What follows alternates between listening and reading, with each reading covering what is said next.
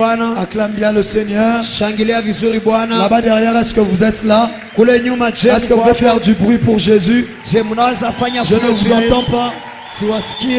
Là-bas derrière, est-ce que vous êtes là? Kule nyuma je mko hapo. Est-ce que vous pouvez faire du bruit pour Jésus? Je mnaweza fanya fuyo juu ya Yesu. Est-ce que vous pouvez faire du bruit pour Jésus? Je mnaweza fanya fuyo juu ya Yesu. Alléluia. Amen. J'ai donné une deuxième instruction. Nilipana shoti ya pili. Je l'ai donnée hier. Nilipana jana. Le Seigneur m'a parlé, il m'a dit, Bwana alinizungumza kaniambia, demande à mon peuple d'apporter un bâton. Lombe taifa yangu walete fimbo. D'une petite taille. Walete fimbo ya mfupi. Combien l'ont apporté? Wangapi walileta? Combien l'ont apporté? Wangapi Tu walileta? l'as avec toi? Soulève-le que je le vois. Inua yo nipate kuiona. Il y a des gens qui ont apporté des grands bâtons. Kuna watu walileta mrefu. Vous allez regretter quand je vais donner l'instruction. Muta sumuka wakati ndapana hiyo shoti. Alléluia. Amen. Dépose cela. Tia yo chini. Quelqu'un qui a vu cela s'est dit, ah, ça c'est quoi encore? Comme mtu aliona anasema hii ni nini tena? Vous savez, Unajua, je vais vous expliquer, ensuite je vais prêcher. ndawafasiria kisha ndahubiri. Dieu est un Dieu de cérémonie. Mungu ni Mungu wa Dieu maseremoni. est un Dieu de symboles. Mungu ni Mungu wa maalama. Enlevez les symboles de la Bible. Mkitosha maalama katika Biblia, Enlevez les points de contact dans la Bible. mkitosha maalama uhusiano katika Biblia, Et vous supprimez automatiquement 80% des miracles. na mnavuta 80% ya miujiza ndani ya Biblia. Enlevez les symboles, les points de contact. Mtoshe maalama ya uhusiano katika Biblia. Sans le savoir, Bila kuijua, vous allez supprimer directement 80% des miracles. mtavuta 80% ya miujiza. Parce que lorsque tu enlèves le symbole, Kwa jua wakati unatosha maalama, ça veut dire que tu enlèves la verge de Moïse. ni kusema unatosha fimbo ya Musa. Et donc tu supprimes tous les miracles qui se sont passés en Égypte. Na unavuta miujiza yote ambayo ilipitikana kule Si tu Misri. enlèves les symboles, Ukitosha alama, ça veut dire que tu supprimes le miracle de Jésus qui a fait la boue avec la salive. ni kusema unavuta miujiza ya Yesu ambaye alifanya Si je venais hiyo maintenant là, je matope faisais na la boue avec ma salive pour mettre sur tes yeux. kama na mimi nafanya matope na mate yangu juu ya kutia kwenye macho yako, C'est vraiment même que tu refuserais. kwa kweli utakatala hata. Mais la clé du miracle de cet homme, Lakini funguo ya mjiza ule ce mtu n'était pas dans la parole de Jésus. haikuwa katika neno ya Yesu, C'était dans sa salive. ilikuwa ndani ya mate yake. Alléluia. Amen. Alléluia.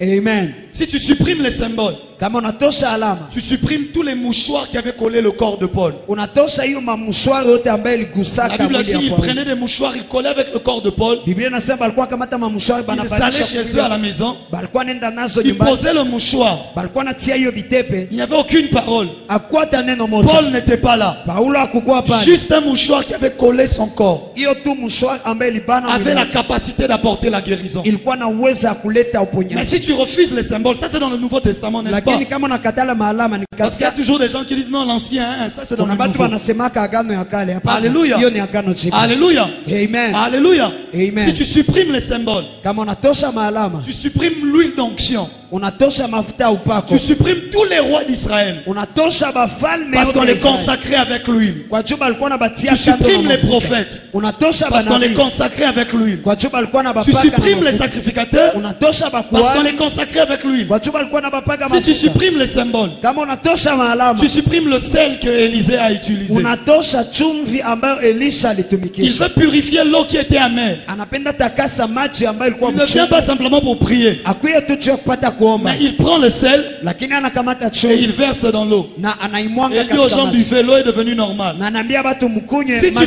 supprimes kipata. les symboles, Kama unatosha tu maalama, supprimes le manteau d'Élie. unatosha hiyo koti ya Elia, Il n'a pas prié, akuomba, il a enlevé le manteau. alitosha hiyo Il koti, a frappé les eaux. akapiga Les maji eaux se sont divisées na en deux. maji ikakabulika mara Est-ce que mbili. quelqu'un comprend ce que le prophète dit? Je, kuna mtu anaelewa wale ambao Est-ce que quelqu'un wanasema? comprend ce que le prophète dit? Je, kuna mtu anaelewa wale ambao Est-ce que quelqu'un wanasema? comprend ce que le prophète dit? Je, kuna mtu anaelewa wale ambao Si tu wanasema? supprimes les symboles, Kama unatosha tu maalama, supprimes l'entrée de Jésus à Jérusalem. unatosha kuingia ya Yesu Parce Yerusalemu. qu'il fallait des pannes, Kwa ajili biti bikwembe, il fallait un anon, ilibiti iye mwana il kondoo, fallait une circonstance particulière. ilibiti nafasi Si moja tu pekee. supprimes les symboles, Kama unatosha tu maalama, supprimes la Sainte Seine. unatosha meza ya Bwana.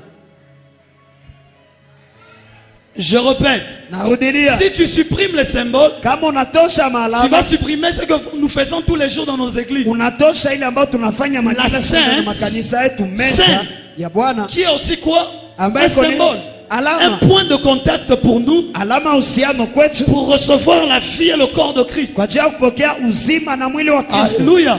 Amen. Alléluia. Et Amen. Dieu est un Dieu qui marche avec l'instruction et les symboles. Na Mungu ni Mungu ambaye anatembea na shuti na hiyo Donc alama. si ton voisin peut te donner une partie de son bâton, commence à négocier avec lui maintenant. Sasa kama jirani yako anaweza kupatia sehemu ya fimbo yake, mwanze ongea sasa. Vraiment, c'est le moment où il faut démontrer l'amour dans l'église. Sasa ni wakati ambaye napata kuonesha hiyo upendo katika kanisa. Ah, j'entends des bâtons en train de craquer, d'accord. Nasikia mafimbo ziko na katika. Faites-le, donne. Sois Fanya. gentil. Kuwa Il mzuri. y a quelqu'un d'autre, il était là hier. Kuna mwingine alikuwa hapa Quand on jana. a dit ça, Wakati balisema pour chercher, il n'a pas cherché. kwa ajili ya kutafuta Bon, kutafuta. maintenant le voisin a apporté, Sasa jirani alileta et maintenant ça devient. inakuwa Vous voyez, il y a là dans l'histoire des 10 vierges, elles avaient refusé de donner l'huile. mtengea katika hiyo mafuta wa bikira 10 ambao walikatala Si kusema. tu supprimes les symboles, Kama unatosha malama, tu supprimes les trompettes qui annonçaient la guerre. unavunja hiyo matrompeti ambayo Tu ilikuwa supprimes les inatangaza vita. trompettes qui annonçaient la victoire. Unavuta hiyo matrompeti ambayo Si ilikuwa tu inatangaza supprimes ushindi. les symboles, Kama unavuta tu maalama, supprimes le salut de Rahab, la prostituée. unavuta hiyo okovu ya Rahabu Parce que kahaba. tout ce qu'il fallait qu'elle mette un tissu rouge Kwa maana yote ambayo ilibidi atie tu kitepe ya pour rouge qu'on la sauve et qu'on la délivre. kwa juba apate kumuokoa na Or, si tu kumfungua. supprimes son salut, Sasa ukitosha hiyo ça veut okovu dire que yake, Rahab, la prostituée, meurt. ni kusema Rahabu kahaba Or, elle fait anakufa partie de la généalogie de na Jésus. japo iko katika kizazi ya Yesu. Donc, c'est-à-dire Jésus ne naîtra jamais. Ni kusema Yesu hatazaliwa kamwe. Si tu supprimes les symboles, Kama unavuta tu maalama, supprimes la croix. unavuta msalaba. Ah, tu supprimes la croix. Unavuta msalaba. Ah, Eh, je ne sais pas si tu as senti. sijui kama ulisikia. Le plus grand de tous, Mkubwa ya yote, le socle de notre foi, hiyo ambayo iko msingi ya c'est aussi imani un yetu, symbole. ni symbol nayo, La croix. msalaba. Et quand on est chez un prophète, Na wakati uko kwa un nabii, prophète est dans les instructions. nabii iko katika mashuti. Un prophète ne fait pas tous les miracles par la parole. Nabii afanye miujiza yote kwa neno. Parfois, il va te dire, prends le bois, jette. Wakati mata kwambia kamata fimbo tupa. Quand vous allez jeter le bois, la hache va remonter. Comment? Wakati mtatupa hiyo mti, hiyo jembe tapanda. Namna Comment? gani? Namna gani? Je ne sais pas. Sijui. Mais obéis seulement à la parole du prophète. Lakini ti tu neno ya nabii. Prends le sel et l'eau va être purifiée. Ayetu. Kamata Dis avec moi, ayetu. mai tatakata, sema ayetu. Toute une rivière. Mtoni mzima. Juste un plat de sel. Hiyo tu sani ya chumvi. Est-ce que ça ne va pas rendre l'eau encore salée? Sasa haitageuza tena mai chumvi. Mais le symbole Lakini alama est parfois la clé de ton miracle. wakati mwe inakuwa funguo ya miujiza yako. Dis avec moi, avance prophète. Sema pamoja na miendela Je nabii. déclare.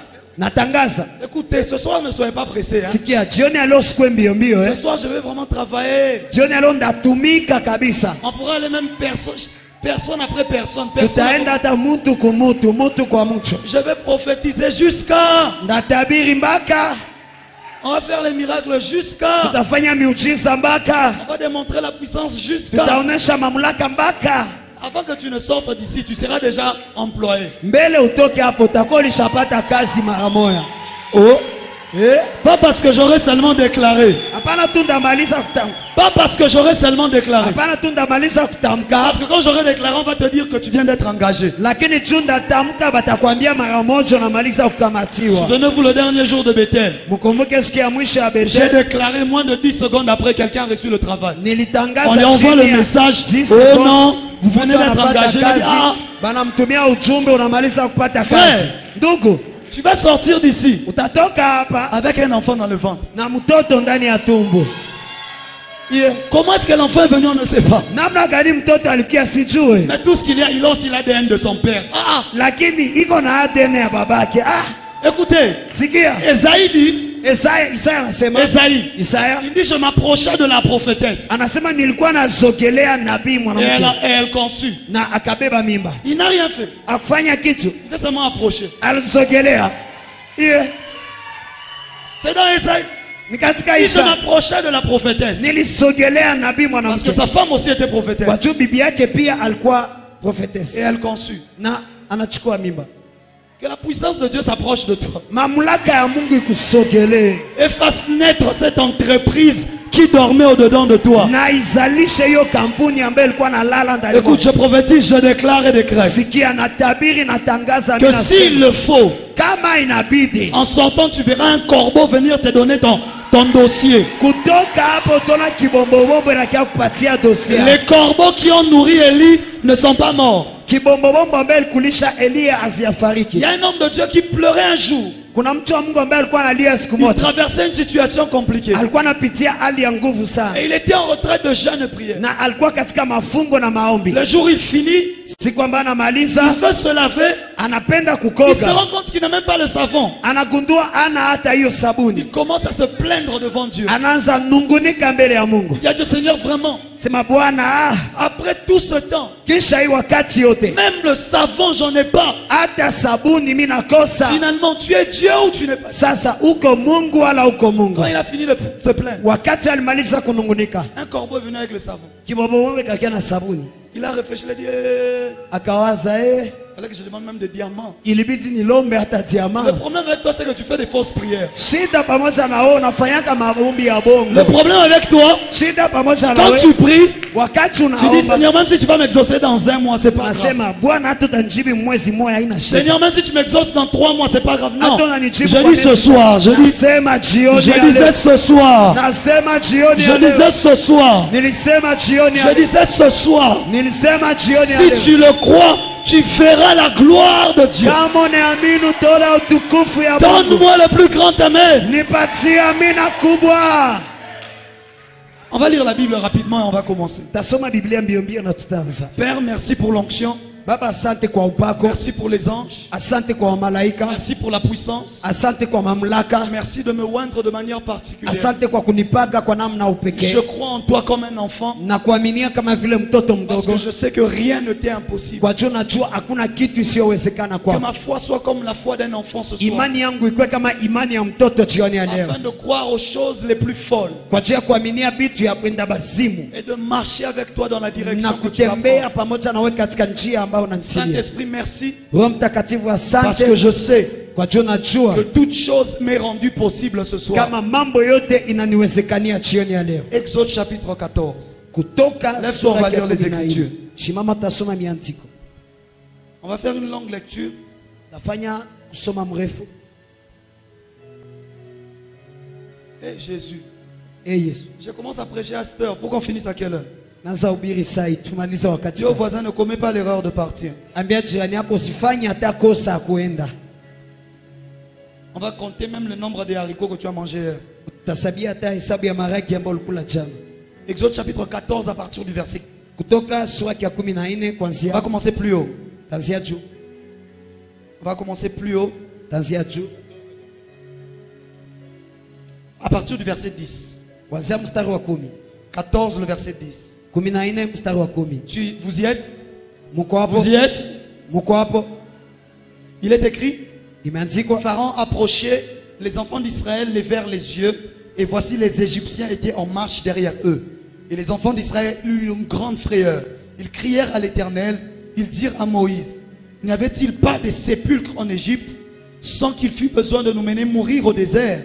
Que nous as-tu fait en nous faisant sortir d'Égypte? N'est-ce pas là que nous te disions, en Égypte, laisse-nous servir les Égyptiens, car nous aimons mieux servir les Égyptiens que de mourir au désert.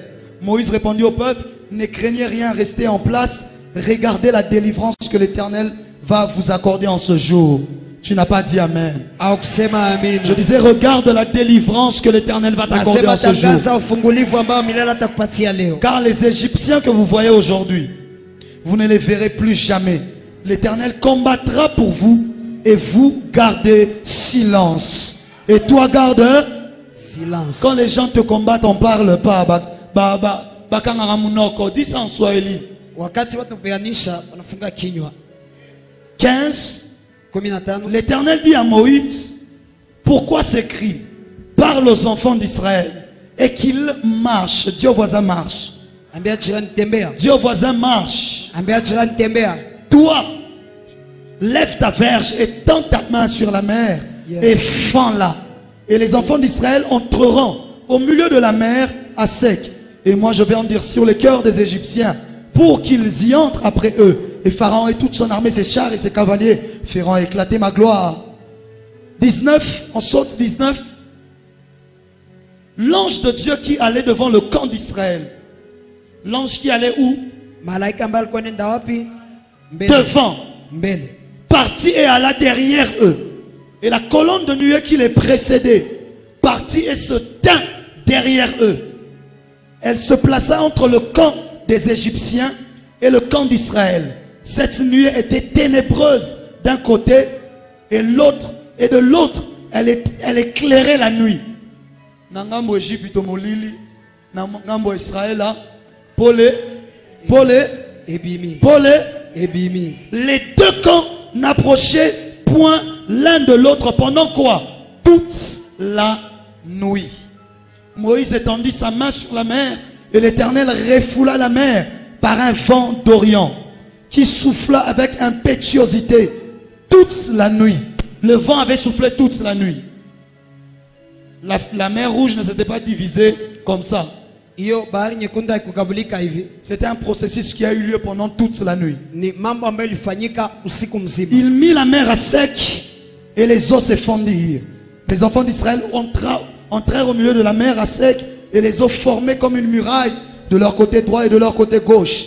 Les Égyptiens les poursuivaient et tous les chevaux de Pharaon, ses chars et ses cavaliers entrèrent après eux au milieu de la mer. 24. À la veille du matin, l'Éternel de la colonne, à la veille du matin, l'Éternel de la colonne de feu et des nuées regarda les camps des Égyptiens et mit en désordre. Dis avec moi en désordre. Ce soir, on va mettre le diable en désordre. On va mettre son équipe en désordre. Tu ne dis pas amen, je ne sais pas pourquoi. Apparemment, tu es complice du diable. Hein? Je dis, on va mettre le diable en désordre.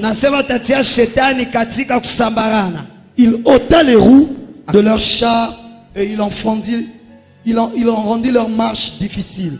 Les Égyptiens dirent alors, fuyons devant Israël. Pourquoi? Car l'Éternel combat pour lui contre les Égyptiens. Acclame la parole. Prends avec moi le dernier verset de Chroniques. Ce sera un seul verset. Fall again, Jesus. De Chroniques chapitre 20. Le verset 20. On parle de Josaphat qui va en guerre contre 3 armées qui s'étaient réunies contre lui. Il est écrit, on y va ensemble. Le lendemain, ils se mirent en marche de grand matin pour le désert de Tekoa. À leur départ, le roi Josaphat se présenta et dit, écoutez-moi Juda, c'est un roi qui donne comme une dernière parole avant la bataille. C'est un roi qui regarde son peuple et qui a envie de leur dire la parole la plus importante qu'ils doivent retenir. Il dit, écoutez-moi Juda et habitants de Jérusalem, confiez-vous en l'Éternel, votre Dieu, et vous serez affermis. Confiez-vous en ses prophètes. Confiez-vous en qui? Confiez-vous en qui? Confiez-vous en ses prophètes et vous réussirez. Acclame la parole de Dieu et tu peux t'asseoir. Je vais vraiment me battre pour être bref. J'ai parlé de l'assaut contre les esprits de blocage. Encore et encore, je suis revenu de beaucoup de manières dessus. Je n'aurai pas le temps de récapituler cela, désolé. Mais permettez-moi ce soir de vous donner le dernier plat de consistance. Le dessert s'il faut, afin de donner la dernière victoire à son peuple. Nous connaissons l'histoire d'Israël. Elle a passé 430 ans en Égypte, dans la captivité. Alors que Dieu avait dit à Abraham 400 ans. Wakati Mungu aliambia Abrahamu miaka 400, Mais finalement, au lieu de passer 400 ans, il passe 430 ans retenu captif. lakini pale ya kufanya miaka 400 banafanya 430 Pourquoi? banafungwa. Kwa jua nini? Parce que Dieu était en train de préparer Kwa jua Mungu alikuwa anatayarisha celui qui devait venir plus tard les libérer. ule ambaye alipaswa kuja baadaye juu ya kuwafungua. Et donc, à la 430e année, Na katika hiyo miaka un 430 homme revient du désert de Madian, mtu mmoja anatoka katika hiyo un jangwa. ancien prince d'Égypte. Ule mtu wa zamani mfalme Son wa nom Misri, c'était Moïse. jina yake ilikuwa Musa. Il vient Anakuya et il dit au peuple et à Pharaon, na anaambia taifa na Farao, laisse partir mon peuple acha baende taifa afin qu'il langu aille m'adorer dans le désert. kwa juu baende kuniabudu katika jangwa. Et le Seigneur opère des signes. Na Bwana anatenda Le maalama, Seigneur opère des miracles. Bwana anatenda Il miujiza, délivre le peuple en Égypte. anafungula hiyo taifa kule Le Misri. peuple sort finalement. Taifa inatoka mara mwisho, Le peuple est délivré de l'Égypte. taifa inafunguliwa kutoka Le Misri, peuple est libéré de la captivité. taifa inatoshwa katika Il ufungo, est libéré du fouet. anatoka katika hiyo fimbo. Lorsqu'ils étaient captifs, Wakati balikuwa nafunga, ils ne travaillaient pas pour eux. abakuwa natumika juu Ils yabo, travaillaient pour quelqu'un d'autre. balikuwa natumika juu ya mtu On ne mwingine, leur donnait pas un salaire. abakuwa nawapatia On mshahara, leur donnait juste ce qu'il faut pour survivre. balikuwa nawapatia yale ambayo inabidi juu bapate Pas maisha. parce qu'on t'aime,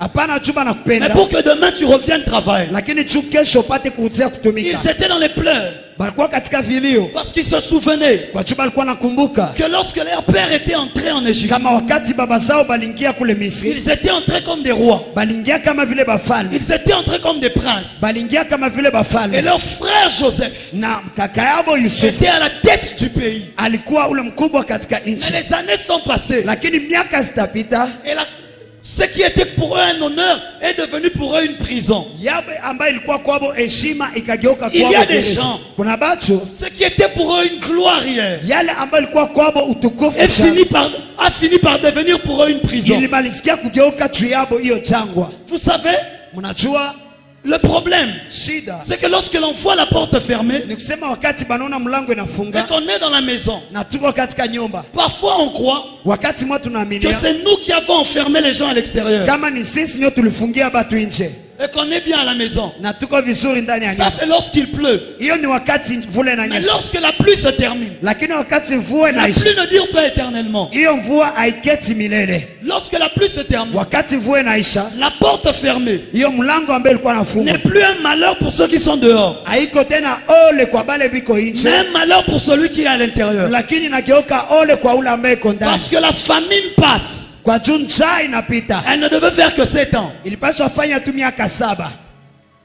Lorsque la famine est passée, Wakati njaa il ilipita, faut rentrer cultiver. ilibidi kurudi Il kulima, faut sortir. ilibidi kutoka, Ce qui était pour eux une protection na yale ambayo ilikuwa kwabo est ulinzi devenu pour eux une prison. ikageuka kwabo gereza. Je prophétise, Na tabiri, je déclare natangaza que toute forme de choses kama hiyo mambo yote qui ile hier était une bénédiction pour toi, ambayo jana ilikuwa baraka qui juu hier yako, était une gloire pour toi, ambayo jana ilikuwa utukufu toute juu yako, forme de personne hiyo kila mtu qui yoyote hier était une grande bénédiction pour ambayo toi, jana alikuwa baraka juu mais yako, qui aujourd'hui est devenue comme une prison pour ta vie, lakini leo anakuwa kama gereza juu ya maisha yako, parce qu'il ne te laisse plus avancer, kwa juu akuache tena il ne te uende, laisse plus aller plus loin. akuache tena uende Je mbali. déclare Natangaza que les portes de cette prison tombent ce kama soir. milango ya hiyo gereza yanguke Celui qui me jioni. donne le plus grand amen, Dieu le fait. Ule ambaye ananipatia amina kubwa, Mungu anaifanya. Dieu les délivre, Mungu Dieu anamfungua, les libère. Mungu Ils anabaachilia, sortent, banatoka ils sont dans les chants d'allégresse, banatoka katika ils sont sifa, dans la louange et l'adoration. banatoka katika sifa na kuabudu. 430 ans, Miaka 430 baadaye, vous avez été chez autrui. mulikuwa fasi ya baki, Enfin, mwisho vous rentrez chez vous. munarudia kwenu, Mais lorsqu'ils sortent, lakini wakati banatoka quelques kilomètres plus tard, kilometre chache baadaye, il y a la mer Rouge. kunakuwa bahari ya nyekundu.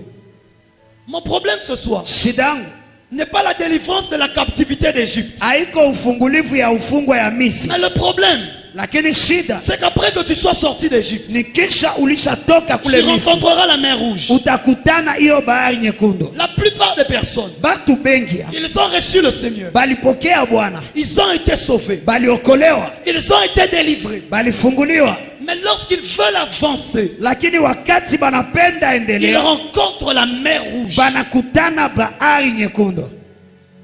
Tout va bien yote nendeka Ta vizuri. relation avec Dieu va bien. Uhusiano pamoja na Mungu inaenda Commencer vizuri. les affaires, tu as commencé. Kuanza biashara ulianza. Commencer à travailler, tu as même peut-être commencé. Kuanza kazi na uhusiano Le ulianza. ministère, tu as même peut-être commencé. Utume na uhusiano ulikuwa ulishaanza. Dieu t'a délivré. Mungu alikufungua. Dieu t'a libéré. Alikuweka huru. Mais maintenant, Lakini sasa toi tu avançais. wewe ulikuwa Tu unasokea. n'étais pas prévenu Au kukuwa na que tu allais voir la mer rouge. kama devant. ulipasha kutana hiyo bahari nyekundu. Tu es déjà libre. Ulishakuwa huru. Plus personne ne te retient. Hakuna mtu ambaye anakushikilia. Personne ne t'a enchaîné. Hakuna mtu ambaye alikufunga Tu n'es plus minyororo. esclave. Hauko tena Mais mtumwa. avance, tu n'avances pas. Lakini kuendelea auendelee. C'est ça les esprits de blocage. Ni hiyo mapepo ya C'est vizuizi. qu'ils ne te mettent pas forcément en prison. Ni kusema haikutie tu Tu mgereza. es libre de tout. Uko huru katika yote. Mais ta Lakini vie n'avance pas. maisha yako haiendelee. Ta famille n'avance pas. Jamaa yako haiendelee. Tes enfants n'avancent pas.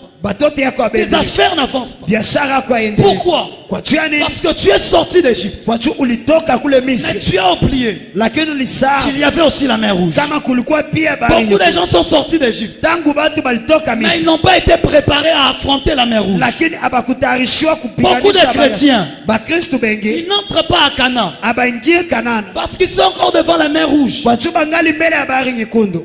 Alléluia. Amen. Alléluia. Amen. Et le problème, Na shida c'est que lorsque tu es limité devant la mer rouge, ni kusema wakati unatiliwa mipaka mbele ya bahari c'est que nyekundu. même les Égyptiens, Ni kusema hata Bamisri à qui tu avais déjà échappé, ambao ulikuwa ulishaponyoka commencent encore à te rattraper. bataanza tena kukukutana Et Israël, na Israeli, tellement qu'ils étaient bloqués, na kisi balikuwa nazuiliwa. le pharaon était là chez lui. Farao alikuwa kule kwake, Il leur a dit, ah, akasema comment est-ce qu'on les a laissés partir? namna gani tuliacha baende, On les suit. tunabafuata. Le temps était déjà passé. Wakati ilikuwa ishapita, Des heures étaient déjà passées. masaa ilikuwa ilishapita, Comment est-ce qu'il a pu les rattraper? lakini namna gani aliweza Parce kubakutana? qu'à un certain niveau, Kwa juu kwa kiwango moja ils ont arrêté de continuer d'avancer. balishimama abakuendelea Pas tena. parce qu'ils ne voulaient pas, Hapana juu mais abakupenda, parce que la mer les empêchait d'avancer. lakini bahari ilibazuiza kuendelea. Beaucoup de personnes, Batu bengi les choses qu'ils ont abandonnées hier, vitu ambao baliacha jana sont en train de les rattraper encore. ziko na bakutana tena. Il y a 10 ans, tu as laissé l'impudicité. Kuna miaka 10 uliacha Il y a msharati, 20 ans, tu as laissé l'impudicité. kuna miaka 12 uliacha C'était msharati. la délivrance de l'Égypte. Ilikuwa ufungulivu ya Mais Misri, aujourd'hui, lakini leo c'est encore en train de te rattraper. ikingali iko na Pas kufuatilia. parce que tu es lié, Hapana juu mais parce que unafungiwa, la mer rouge lakini juu bahari nyekundu t'empêche de créer la distance. inakuzuiza kutia hiyo mipaka, Mais parce que le diable lakini juu shetani te garde comme étant un chrétien superficiel. anakufunga kama vile Mkristo wa Tu juujuu, n'arrives pas à monter dans les hauteurs avec Dieu. aweze kupanda katika anga Tu es pamoja. déjà sauvé. Ulishaokolewa, Mais il sait lakini que anajua tant que tu es bloqué, kama wakati yote unganazuiliwa, il a tout le temps pour te rattraper. iko na wakati yote juu ya kukubana. Il y a des gens, Kuna batu il a eu le travail, alipata kazi, il a bâti l'entreprise. alijenga hiyo kampuni, L'entreprise a commencé à avancer. hiyo kampuni ikaanza Le kuendelea, travail a commencé à fleurir. kazi ikaanza kutoa matunda. Quelque temps après, Kisha wakati le chache chômage le rattrape. hiyo chômage inamkutana, Quelque temps après, hiyo wakati la chache crise le rattrape. hiyo crise inamkutana, Quelque temps après, hiyo wakati les chache problèmes le rattrapent. hiyo shida zinamkutana. J'ai rencontré un papa. Nilikutana baba mmoja Il m'a dit j'avais été dans des souffrances, akaniambia, nilikuwa katika mateso, dans des temps compliqués. katika hali isiyoeleweka, Dans les années 98 jusqu'en 2005, katika miaka 98 mpaka la 2005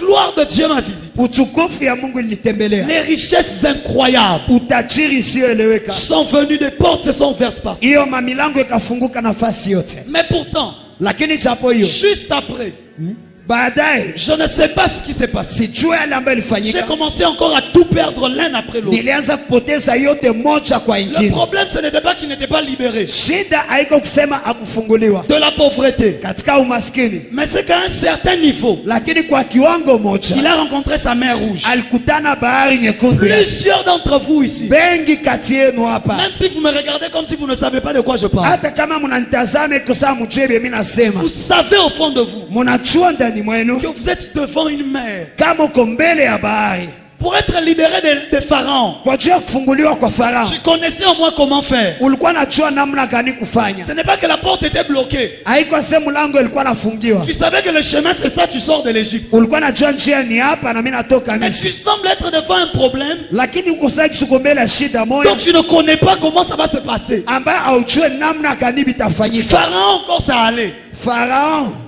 Encore c'était bien. kwanza bilikuwa vingali vizuri. Maintenant la mer, Lakini ndani ya bahari qui va nous libérer de la mer? nani atatufungua kwenye bahari? On va pas dire oh Dieu viens nous délivrer de la mer. Utasema oh Mungu kia tufungua C'est kwenye bahari. lui-même au derrière qui a créé la mer. Ni yeye peke njoo aliumba bahari.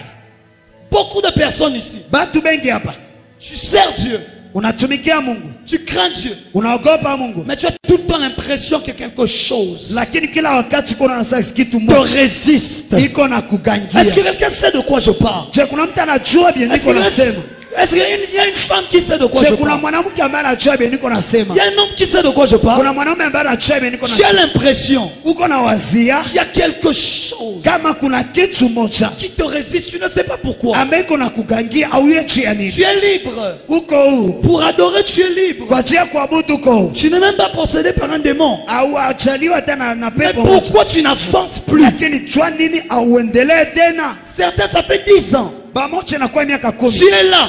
uko hapo 2 ans. miaka 2 Tu as tout fait pour chercher le travail. ulifanya yote juu ya kutafuta kazi, Tout ce que tu as trouvé, yote ambayo ulipata c'est un petit truc là. ni kakitu kamoja. Frère, Ndugu, ce n'est pas le travail. haiko kazi, Tu es toujours de l'autre côté de la mer. ungali ngambo ingine ya Sauf que bahari, tu as puisé l'eau de la mer, lakini ulishota mai kwenye bahari tu as versé, tu as fait un petit champ. ukamwanga ukafanya shamba kadogo,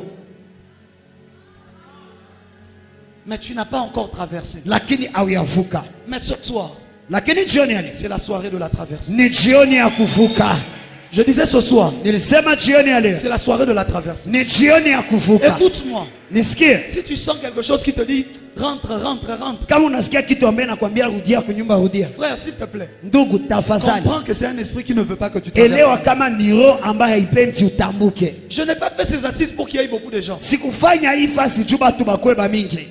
Ce sont nos 3 jours de jeûne et prière. On vient, on prie Dieu, on parle. Ni siku tatu yetu ya mafungo na maombi, Je tunakia l'ai tunaomba na fait, tuna. on l'a fait pour des gens qui sont fatigués de voir les mêmes problèmes se répéter. Tulifanya kubatu ambao wanachoka kuona hiyo shida inarudilia. Lorsque tu es conscient de la mer qui est devant toi, Wakati uko makini ya bahari tu ne ambayo vas pas mbele yako, blaguer. hautacheza. Ils ont commencé à pleurer. Bakaanza kulia. Mais pourquoi vous criez? Kwa jani mnalalamika? Pourquoi vous pleurez? Kwa jani mnalia? Vous n'êtes plus en Égypte. Amko tena Misri? Vous devriez être en train de célébrer. Mulipasha kuwa mko na tukuza. Tu devrais être en train de louer. Mulipasha kuwa mko na Tu shangilia. devrais être en train d'adorer. Ulipasha kuwa uko na abudu. Mais pourquoi tu cries et tu pleures? Lakini jani mnalalamika, Parce que unalia. la mer rouge m'empêche Kwa d'avancer. juu bahari nyekundu inanizuia Je kupita. suis sorti. Nilitoka, Mais ma célébration n'a pas duré. lakini hiyo kusherekea yangu Parce qu'à peine j'ai haikukawia. chanté pour louer Kwa Dieu. juu wakati nilikuwa tunaimba Parce kusifu qu'il Mungu, m'avait délivré de l'Égypte. kwa juu alinifungua kule Misri. Quelques années après, Miaka chache baadaye, quelques minutes après, dakika chache baadaye, ma célébration s'est transformée encore en pleurs. hiyo kushangilia yangu ikageuka tena kilio. Parce que non simplement la mer est devant moi. Kwa juu haiko tu juu tu bahari iko mbele Mais yangu, lorsque je regarde derrière, lakini wakati mimi natazama je nani, sens que Pharaon est en train de revenir. nasikia kama Farao iko nakuya. Dieu n'a pas dit, Mungu akusema les Égyptiens que vous voyez aujourd'hui, vous ne les verrez plus. Bamisri ambao munaona leo hamtabaona tena. Lorsqu'ils étaient en train de sortir d'Égypte. Wakati balikuwa biko natoka Misri, Non. hapana, Mais c'est lorsqu'ils ils étaient en train sur le point de traverser. ni wakati balikuwa tayari banatafuta vuka. Parce que sortir d'Égypte ne te garantit pas de ne plus voir les Égyptiens. Kwa juu kutoka Misri haikuruhusie kusema hautaona tena watu ya Dieu Misri. savait. Mungu alikuwa anajua. Ce n'est pas en sortant qu'il leur a dit les Égyptiens, vous n'allez plus le voir. Haiko mkutoka akaambia wa Misri hamtabaona. Il sait que sortir d'Égypte n'est pas la garantie. Alijua kutoka Misri haiko De ne garanti plus revoir Pharaon et ses chars. ya kutokuona tena Farao na shari Mais la sasa. seule garantie de ne plus le revoir, Yakini garanti moja ya kutokumwona c'est tena de traverser la mer Rouge. ni kuvuka bahari ya Shamu. Écoute, ce soir je déclare, Sikia jioni ya leo natangaza, tu seras capable de dire, utakuwa na uwezo wa kusema hier j'ai vu des Égyptiens, jana niliona ba Misri, je ne les verrai plus jamais. sitabaona tena kamwe.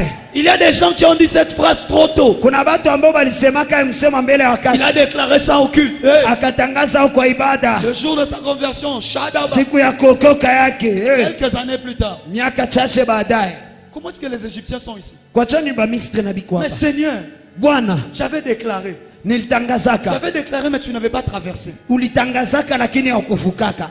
L'Éternel a dit. Wa milele akasema. Il dit, demande à Moïse. Akaambia muulize Mais Musa. qu'est-ce qui se passe? Nini inapitikana? Pourquoi le peuple crie? Kwa chani taifa inalalamika? Demande-leur d'avancer. Ubalombe baendelee. Parce que tant qu'ils s'arrêtent d'avancer, Kwa wakati wote banaacha kuendelea. Pharaon va les rattraper. Farao atabakutana. La responsabilité de Dieu, c'est de te faire sortir d'Égypte. Hiyo kazi ya Mungu ni kukutosha Misri. Ta responsabilité, c'est d'avancer. Kazi yako ni kusogea mbele. Dieu demande au peuple de marcher. Ambia taifa batembee. Mais Dieu, ils vont marcher pour aller où? Sasa Mungu batatembea baende wapi? Dis avec moi, je vais marcher pour aller où? Sema pamoja nami ndatembea juu niende Je ne sais wapi? même pas à qui je parle. Dis avec moi, je vais marcher pour aller où? Sema ndatembea juu niende wapi? C'était ça leur problème. Ilikuwa yale Ils ont shida. dit à Moïse, pourquoi tu ne nous as pas laissés là-bas? Bakambia Musa, jwani au kutuacha Au kule. moins là-bas, on avait les tombeaux. Omwa kule tulikuwa na makaburi. Il y a quelqu'un ici qui dit, Kuna mtu hapa anasema quand j'étais dans le monde, au moins j'avais l'argent. wakati nilikuwa katika dunia nilikuwa na pesa. Quand j'étais dans le monde, au moins je ne manquais de rien. Wakati nilikuwa ndani ya dunia sikuwa nakosa kitu. Si tu es en train de dire la même chose que ces gens. Uko nasema mambo moja kama vile bale batu. Pourquoi? Kwa chia nini? Parce que devant toi il y a la mer rouge. Kwa juu mbele yako ko bahari Parce que nyekundu. devant toi il y a quelque chose qui t'empêche d'aller plus loin. Kwa juu mbele yako kuna kitu ambaye nakuzuia kwenda Et mbali. il dit à Moïse, Lakini anaambia Musa, dis-leur de marcher. ubambie batembee. Et toi, Na wewe sois devant le peuple. ukwe mbele ya taifa. Soulève ta verge Simamisha fimbo yako et fends la mer. na upasule bahari. Dieu, de Mungu, quoi tu parles? unaamini? Dieu ne dit pas je viendrai fendre la mer. Mungu aseme kama ndakia pasula bahari. Dieu ne dit pas je viendrai diviser la mer. Mungu aseme ndakia pasula bahari. Il dit à Moïse, Anaambia Musa, toi Moïse, weye Musa, fends la mer. pasua bahari. Mais Dieu, comment je vais fendre la mer? Toi tu vas être où? Pourquoi tu viens pas fendre la mer? Sasa Mungu, namna gani ndapasula bahari? Wewe utakuwa wapi? Jana ukiipasula. Est-ce que tu ne peux pas descendre pour venir fendre la mer? Je hawezi shuka juu ya kupasua Tu as bahari. dit non. Mungu anasema Moïse, Musa, fends la mer. pasua Parce bahari. que moi, Kwa juu mimi je serai occupé à protéger le peuple derrière. ndakuwa niko nashughulikia kulinda Voilà taifa pourquoi nyuma. Ndio kwa la maana Bible dit, Biblia inasema la colonne de nuée hiyo koloni ya qui niwe représente l'éternel. ambayo inaonyesha La milele. Bible ajoute, Biblia inasema et l'ange de l'éternel na malaika wa milele allait devant, derrière le peuple. akaenda nyuma ya taifa. Maintenant Dieu, tu es parti derrière. Sasa Mungu nenda nyuma, Qui va nous faire avancer? nani atatusogeza mbele? Il dit Moïse. Anasema Musa. Shadadabasa. Ce que Dieu fait, Yale ambayo Mungu anafanya c'est qu'il empêchera aux Égyptiens de te rattraper. ni kusema atazuiza Bamisri bakubane. Ce que Dieu fait, Yale ambayo Mungu c'est anafanya qu'il te donnera la paix pour que tu n'aies pas peur des Égyptiens. atakupatia amani juu usiogope La Bamisri. Bible dit, Biblia inasema Dieu a créé une barrière Mungu alitia mpaka entre Israël et les Égyptiens. kati ya Israeli na Wamisri, Entre Israël kati ya et les Israeli Égyptiens qui étaient na derrière. Wamisri ambao walikuwa nyuma. Toute la nuit, Kila usiku yote Dieu ne s'occupe pas de ce qui se passe devant. Mungu alikuwa shughulikia vinapitikana mbele. Dieu était là en train de combattre les Égyptiens Mungu alikuwa pale kuna piganisha Bamisri. par des éclairs, Kwa hiyo maradi, des tonnerres, kwa hiyo maradi, des vents hiyo qui mipepe les empêchaient d'avancer. ambayo ilibazuia Mais kusogea. Dieu, c'est bien. Lakini Mungu ni vizuri, Tu empêches aux Égyptiens de venir. unazuia Bamisri bapate kuya. Mais maintenant, des vents. Lakini sasa mbele Même si tu les empêches une année, Ah, je ne vais pas vivre ici. unawazuiza mwaka mzima, sitaishi Il y a hapa. des gens, Kuna batu ça fait 3 ans, tu es là où tu es. kuna kwa miaka 3 huko tu kwenye Parce que huko, Dieu empêche aux Égyptiens derrière. kwa juu Mungu anazuiza Bamisri kule nyuma, Mais devant, c'est vide. lakini mbele ni Mais wazi. il dit à Moïse, Moïse, Lakini anaambia Musa, moi je suis derrière. mimi niko nyuma, Toi, sois devant. wewe kuwa mbele. Moi je suis derrière. Mimi niko nyuma, Toi, sois devant. wewe kuwa mbele. C'est un homme Ni mtu mmoja qui a fendu la mer rouge. ambaye alipasula bahari Il nyekundu, s'appelait Moïse. alikuwa anaitwa Il Musa. dit, Moïse, Anaambia Musa, toi lève la main, wewe inua mkono, soulève la verge simamisha fimbo et fends la mer. na upasue bahari. Pas je viendrai la fendre. Hapana ndakia kuipasula. Moi je descendrai pour la femme. Hapana ndashuka juu ya kuipasula. Fend la mer. Lakini pasua bahari. C'est un verbe d'action. Ni hiyo msemo ya Il ne dit tendo. pas prie pour que la mer se fende. Aseme omba juu bahari Il ipasuke. n'a pas dit à Moïse prie Akwambia Musa pour omba que la mer se fende. kwa juu bahari Il ipasuke. n'a pas dit à Moïse déclare. Akwambia Musa tamka. Et moi je vais descendre fendre la mer. Na mimi ndashuka Il kupasula a dit bahari. à Moïse, Lakini akambia Musa prends les couteaux, déchire la mer. kamata hiyo fimbo pasua bahari. C'est ce que Josaphat maintenant explique. Ni yale ambayo Yosafati hasa Il anafasiria. est sur le point d'aller en guerre. Iko natafuta enda kwenye vita. 3 armées sont venues contre lui. Armée tatu itakuya kinyume Il yake. était perdu, il ne savait pas que faire. Alikuwa lishapotea ajue vya tafanya. L'Esprit de Dieu descend sur quelqu'un. Roho ya Mungu inashuka juu yake. Et il leur donne l'instruction. Na anabapatia shoti. Le jour, quelle était l'instruction? Nini ilikuwa shoti? C'est prenez les gens qui chantent, les adorateurs, mettez-les devant. Mkamate batu ambao banaimba bebanabutu mbatie mbele. On n'est pas en train de partir à un concert. Atuko naenda ku On concert. n'est pas en train de partir dans une caravane. Atuko naenda ku caravane. On est en train d'aller à la guerre. Tuko naenda kwenye Je vita. suis sûr qu'un général de l'armée a dit à Josaphat, roi, viens d'abord, viens. Najua kuna jemadari mmoja aliambia Yosafate mfalme kuya kwanza. Il ne faut pas suivre les bêtises de ce gars. Usifuate hiyo betize ya ule mtu. Moi, Mimi j'ai combattu la guerre. nishapigana vita. Peut-être que toi, le roi, tu restes là-bas. Inasikana mfalme anabakiaka kule. Mais moi, je te dis, Lakini mimi nakwambia les gens qui chantent, batu ambao banaimba ils vont d'ailleurs montrer à l'ennemi où est notre position. bataonesha kwanza adui kwenye tuko À cause du bruit de leur chant. kwa juu ya fujo ya nyimbo yake. On ne peut pas les mettre derrière. Hatuwezi batia nyuma Alors que tout le peuple tremblait. wakati taifa yote likuwa natetemeka. Le roi passe devant le peuple. Mfalme anapita mbele ya Il taifa, se lève, il dit au peuple, anashimama, anaambia taifa, confiez-vous en l'Éternel mtumainie wa milele et vous serez affermis. na mtapata kustawi. Confiez-vous en ses prophètes Tumainia batumishi yake banabii et vous avancerez. na mtaendelea mbele. Le mot affermi, c'est aman. Hiyo msemo wa kustawi ni amani, Ça veut dire établi. ni kusema Ça kushimika, veut dire positionné. ni kusema Il kushimika. dit confiez-vous en Dieu Ambia mtumainie Mungu et Dieu va vous positionner. na mtashimikiliwa. Dieu va vous établir. Mungu atabashimika, Vous serez affermis. mtakuwa mnastawi. Mais pour avancer, Lakini juu ya kuendelea c'est talak. ni talaka, Ce n'est pas la responsabilité de Dieu. haiko kazi ya Il dit Mungu. confiez-vous en ses prophètes Mutumainie et manabii vous allez avancer. na mtaendelea Le mbele. mot talak signifie prospérer. Hiyo msemo talaka ni kusema kuendelea, Signifie faire avancer. ni kusema kubeba mbele, Signifie faire progresser. ni kusema kusukuma mbele. L'Éternel Wa milele les a fait sortir d'Égypte. alibatosha Il Misri les a établis. akabashimika, Mais pour avancer, lakini juu ya il kuendelea fallait Moïse. ilibidi Musa. Le problème de plusieurs, Shida ya bengi tu es face à des esprits de blocage. uko mbele ya maroho ya vizuizi. Pas parce que Dieu n'est pas dans ta vie. Hapana juu Mungu haiko Pas ndani ya parce maisha. que Dieu ne règne pas dans ton cœur. Hapana juu Mungu atawale ndani ya moyo Mais wako. parce qu'il n'y a pas un prophète devant toi. Lakini juu hakuna nabii mbele yako. Frère, Ndugu, la Bible c'est la Bible, on ne la change pas. Biblia ni Biblia, Allons abaibadilisha. alors enlever le verset ici dans la Bible. Mwende mutoshe hiyo shahidi katika Biblia. Qu'est-ce qu'il a dirigé? Nini ilikuwa na baongoza? N'était-il pas la colonne de nuée? Je, haikuwa ile koloni Il ya est nuée?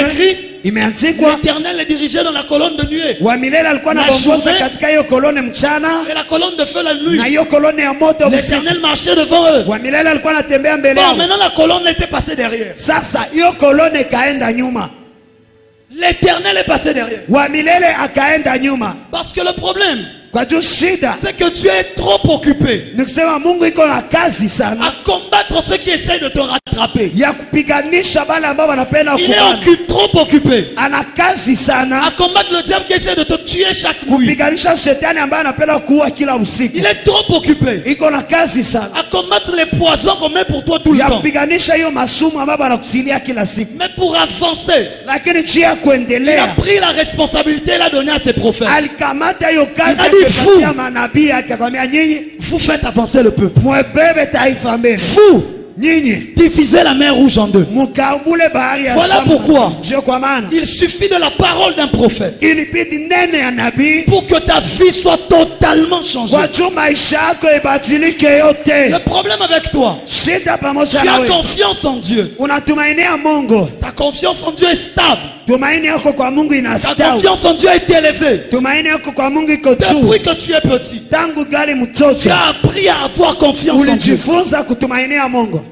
On ne t'a enseigné qu'à avoir confiance en Dieu. Bali kufundishaka tu kutumainia Mungu. Mais pourtant, Na japo hiyo tu te retrouves bloqué. unakutana unazuiliwa. Parce qu'il y a la deuxième partie. Kwa juu kuna sehemu ya Tu pili. dois apprendre à avoir confiance Unapaswa jifunza kutumainia à quelqu'un, à l'homme de Dieu que Dieu met devant toi. mtu wa Mungu ambaye Mungu anatia Tu mbele dois yako. apprendre à avoir confiance Unapaswa jifunza à kutumainia l'homme que Dieu met devant toi. mtu wa Mungu ambaye Mungu anatia mbele zako.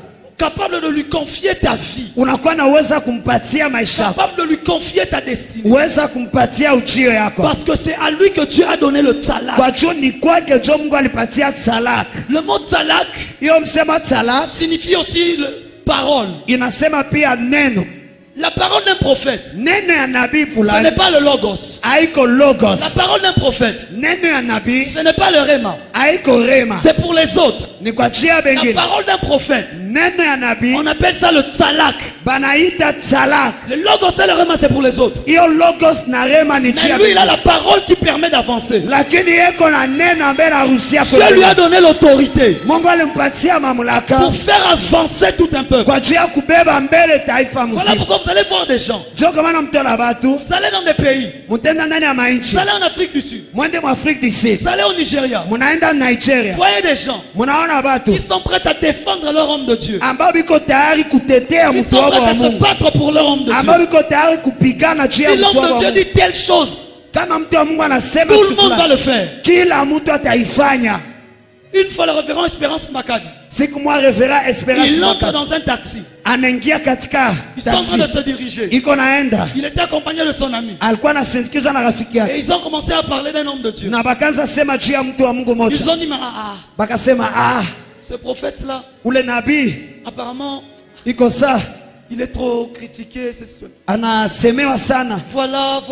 Tazama, Le taximan a freiné. taximen akafrene, Il a ouvert les portes. akafungula milango, Il leur a dit descendez. akamwambia mushushwe, Il dit akasema mais on t'a pas payé. Il a dit je ne peux même plus prendre votre argent. tutakulipa, si pendi atate akamata pesa yenu, Parce que kwa juu vous êtes en train de toucher à un oin. muko nagusa mpakaliwa, Un homme qui est établi mtu ambaye alishimikiwa pour faire avancer des peuples. kwa ajili ya kubeba mbele mataifa. Des gens viennent de partout Batu banatokea fasi pour yote écouter sa voix. kwa ajili ya kusikia sauti Et yake. toi, Na tu weye parles en mal de lui dans mon taxi. unasema mabaki katika taksi yangu. Le problème que vous aurez avec Dieu, vous allez gérer ça vous-même. Descendez. Shida ambayo mtakuwa na Mungu mtatengeneza, mushukishishwe. Je ne vais pas entrer dans un combat qui n'est pas à moi. Sitaingia katika vita ambayo haiko Ton yangu. problème à toi, Shida yako we c'est que tu ne considères que ce que tu as lu, je ne sais pas où. ni kusema unatumainiaka bila ambayo ulisoma sijue wapi, Mais pourtant, na japo hiyo tu as cette Bible depuis, uko na hii Biblia tangu, mais jusqu'à ce que la même parole na mpaka saa hiyo neno qui est là ambayo iko pale vienne dans ta vie ikienda na maisha yako par la bouche d'un prophète. kwa neno la nabii fulani, Frère, elle pourra rester stérile jusqu'à ta mort. ndugu, akiatasa mpaka kifo yako. Dieu n'est pas dans les émotions. Mungu haiko katika maemotion. Vous savez, je Mnajua, répète, narudilia, Dieu n'est pas dans les émotions. Mungu haiko ndani ya Dieu maemotion. n'est pas quand tu viens, tu pleures au Seigneur. Mungu haiko wakati unakiona lia, Je Bwana n'ai que toi. niko tu Je na n'ai wewe confiance qu'en toi. na kutumainia. On ne séduit pas Dieu. Abavuti yake Mungu, Quand il a mis un principe, il a mis un principe. wakati alitia shurti, alitia Anna a shurti. pleuré toute sa vie. Ana alilia maisha yake Devant mzima. qui? Mbele ya nani? Devant Dieu. Mbele ya Mungu. L'enfant n'est pas venu. Mtoto akukuya, Ce n'était pas la première fois. haikuwa mara Toute kwanza, sa vie, maisha yake elle a mzima pleuré devant Dieu. alilia mbele ya Mungu. L'enfant n'est pas venu. Mtoto akukuya, Mais le jour où un homme est venu, lakini siku mtu mmoja il dit, maman, alikuya pourquoi tu pleures? akwambia unalilia nini? Oh, j'ai pas d'enfant. Oh, sina mtoto. La Bible dit que d'ailleurs, il ne voyait même plus Élie en question. Biblia nasema Elia hakuwa tena naona, Il était déjà fatigué. alikuwa alishachoka, Il était déjà presque en train de mourir. alikuwa alishanatafuta kufa tayari. Il a regardé, il a dit rentre. Alitazama kaambia, rudia, Ta prière est exaucée. maombi yako Je yanajibiliwa. suis sûr que Anne pensait que cet homme veut juste se débarrasser de moi. Tenajia ane aliwazia umutu anapenda tu Vous anitoshe. savez, il y a des gens qui il a trop pleuré. Ah, Wende. c'est Una fini. batu Dieu ba- a écouté, Dieu a écouté. C'était ce qui s'était passé. Ni ala mbele Il a pitikana. dit rentre maman, ta Ambia prière. rudia mama, hakuna vya kulia. Peut-être parce qu'il devait fermer. Kama alipenda kufunga, Peut-être parce que tout le monde était parti, il devait clôturer. Kwa juu kila mtu alikuwa alishaenda quelqu'un pasha qui funga reste là. kanisa. Kuna mtu ambaye anabakia Qui hapa. l'empêchait peut-être de dormir parce qu'il y avait encore quelqu'un. Ambaye anamzuiza kulala juu kulikuwa mtu angali Il dit pale. rentre, ta prière est exaucée. Amwambia rudia maombi yako Mais la inajibiwa. parole d'un prophète ne tombera jamais en terre Lakini nabii neno ya nabii haitaanguka sans kwa accomplissement. katika kutimilika Frère. yake. Ndugu, Frère, ndugu, il y a des hommes que Dieu place dans ta vie. kuna batu ambao Mungu anatia Lorsque ndani ya Dieu maisha. place un prophète dans ta vie, Wakati Mungu anatia nabii ndani ya maisha. comprends Elewa. que c'est parce que Dieu a décidé de t'emmener à une autre dimension. Nikajua aliamua kubeba katika kiwango Les hiki. prophètes ne viennent pas dans ta vie en tourisme. Banabii wakiake ndani ya maisha yako katika Un prophète ne kujitembeza. vient pas à Bukavu en tourisme. Nabii akiake Bukavu kwa Mais kujitembeza. lorsque Dieu envoie un prophète, Lakini wakati Mungu c'est parce anatuma qu'il a nabii, décidé d'emmener le peuple à quelque chose. ni kwa juu aliamua kubeba taifa kwa kitu ya mpya. Dieu a délivré. Ushafunguliwa. Mais l'avancement ne viendra pas Lakini kuendelea itakuya si celui qui a le talak kama ule ambaye kona talaka n'est pas devant. haiko mbele. Si tu ne peux pas croire en lui, Kama huwezi kuaminia ndani tu yake, peux croire en Dieu. unaweza aminia Je Mungu prie pour toi et tu n'as pas de miracle. na kuombea na una muujiza. Tu peux, n'est-ce pas que tu crois en Dieu? Je, auamini yake Mungu? Hein? Non, dis-le bien. Pourquoi tu fais comme si... C'est N'est-ce pas pas que tu crois en Dieu? Je, auamini yake Mungu? Bon, pourquoi est-ce que quand tu étais malade, là, la maladie n'était pas partie? Sasa John, wakati ulikuwa mgonjwa pale magonjwa haikwenda. Pourquoi est-ce que quand tu étais chômeur, tu avais toujours le chômage? Kwa John nini sio ulikuwa shomero, ulikuwa tuna chômage. Ah, tu croyais en Dieu. Lakini ulikuwa unaaminia Mungu. Mais il a fallu Lakini ilibidi que peut-être que je vienne. nikuye Je te dis si tu es guéri au nom de Jésus. nikwambie unapona kwa jina la Yesu. Là, c'est pas Dieu qui a parlé. Pale haiko Mungu ndio C'est alisema. un homme qui a parlé. Ni mtu ndio C'est alisema. parce que tu crois en cette parole-là. Lakini juu unaamini kwa hiyo neno Et tu constates que tu es guéri. na unagundua unapona. Et pourtant, Na japo hiyo tu croyais en Dieu depuis. ulikuwa naaminia Mungu tangu Pourquoi tu as zamani. attendu jusque-là? Jani nilichunga mpaka hapo. Parce que Dieu, Kwa juu Mungu parfois les choses qu'il veut te donner, wakati mwa vitu ambayo anapenda il a kupatia déjà mis cela dans les mains de quelqu'un d'autre. alishabitia katika mikono ya mtu Parce que mwingine. Dieu, Kwa juu Mungu la libération qu'il doit te donner, ufungulivu ambayo anapenda il l'a kupatia mis dans les mains de quelqu'un d'autre. alishatia katika mikono ya mtu mwingine. Israël n'a pas vu Dieu descendre en Égypte pour les libérer. Israeli akona Mungu anashuka Misri juu ya Mais ils ont vu kuwafungua. un homme Lakini baliona mtu mmoja habillé avec un vêtement plein de poussière. ambaye anavaa vazi na chama Parce qu'il venait de traverser le désert. kwa juu alimaliza kupita jangwa Et il leur dit, tunaenda. na akabambia ompa, On va où? tunaenda Tu wapi? es qui? Uko Ça va nani? commencer comment? Bitaanza namna gani? Toi, tu es toi-même. Wewe uko peke yako. Pharaon est toute une nation, un pays, Farao ni une taifa armée, mzima, tout cela. jeshi yote nchi mzima. Comment est-ce que tu peux nous dire on va partir? Namna gani unaweza tuambia tutaenda? Talak, talak, talak. Salak. Je ne sais pas comment, Sijue namna gani. mais je crois en paroles qui sortent Lakini de... naamuru kwa neno, naamini kwa neno. Lorsque mon père me dit une chose, Wakati babangu ananiambia même kitu, si je ne vois pas comment ça va se faire, hata kama sione namna même gani, si je ne sais pas comment ça va se faire, hata sijue namna gani. parce qu'il est le prophète établi sur ma Kwa vie, jiko nabii ambaye anashimikwa juu ya je maisha. sais Nafanya que la route vient de s'ouvrir. na njia inafunguka. La mer est là. Bahari iko pale. Ce qui va ouvrir la route devant toi. Yale ambayo itafungua njia mbele yako. La dernière chose dont tu as besoin Kitu ya mwisho ambayo kuna lazima. pour que la route devant toi soit ouverte, Kwa juu njia ambayo iko mbele yako ce ifunguke. n'est plus de la parole de Dieu, Haiko tena neno la Mungu parce que tu l'as déjà. kwa juu lishakuwa nao C'est de tayari. la parole de Dieu dans la bouche d'un prophète. Lakini ni neno ya Mungu ndani ya kinywa ya nabii. C'est de la parole de Dieu Ni neno ya Mungu dans la bouche d'un prophète. ndani ya kinywa ya nabii. Voilà pourquoi Sio kama vous arrivez dans des lieux, vous voyez des gens en train de sauter lorsqu'un homme de Dieu parle. mnafika katika nafasi mna watu biko na ruka wakati mtu wa Mungu Vous dites, anasema. ah, ils sont en train de l'idolâtrer. Unasema biko na muabudu. Vous dites, ah, ça c'est de l'idolâtrie. Unasema hii ni maabudu hii. Tu n'as rien compris. Au kuelewa kitu. Je ne peux pas faire l'idolâtrie envers un homme si cet homme-là, lui, il adore Dieu. Siwezi fanya idolatri kwa mtu kama ule mtu anaabudu Mungu. On fait l'idolâtrie auprès de quelqu'un qui n'adore personne. Banafanyika idolatri kwa mtu ambaye aabudu mtu fulani. Alléluia. Amen. La preuve en est. Alama. Les gens là que tu critiques avancent. Bale ambao uko natukana bo Mais toi, tu es wanaendelea. toujours là, n'est-ce pas? Lakini wewe ungali pale si vile. Les gens là, quand ils font des histoires, on dit, ah, Bale est-ce wakati que- wanafanya vitu wasema eske on est en train d'analyser. tuko na Mais analyse. pendant que toi, tu analyses, encore lui, il a déjà avancé. Lakini wakati uko na analyze yeye ashaendelea. Pourquoi?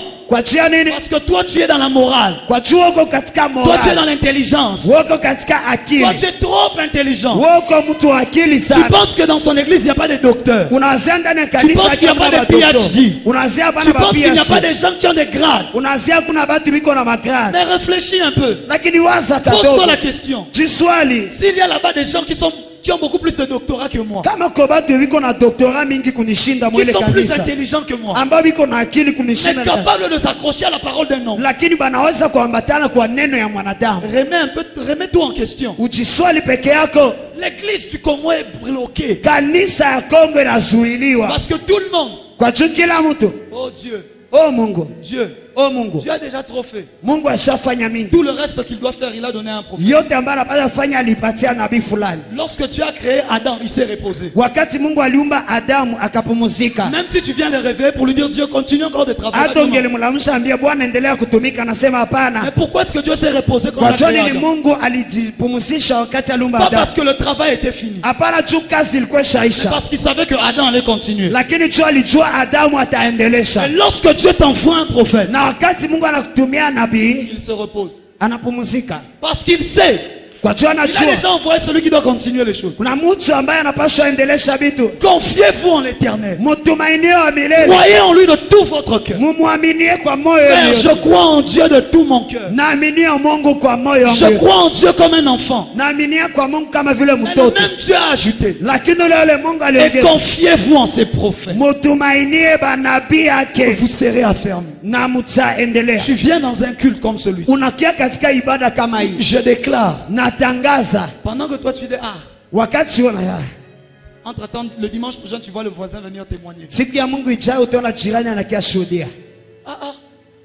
Parce que tu n'es pas dans tes émotions. Kwa juu Mungu haiko katika hisia Il y a zako. des gens qui aiment tellement Dieu. Hein? Kuna watu ambao wanapenda sana Mungu. Même quand le prophète déclare, Hata wakati nabii anatangaza. Seigneur, même si sa parole ne marche pas, je sais que toi tu es élevé. Nasema Bwana hata kama neno yake haitembee najua wewe uko juu. Dieu est élevé, il va aussi rester élevé. Mungu iko Rien juu aussi ne va atabakia changer ça. naye juu na hakuna Je ataibadilisha. disais, rien aussi ne va changer ça. Nasema hakuna kitu Il va tabadilisha. rester là où il est. Atabakia kwenye iko.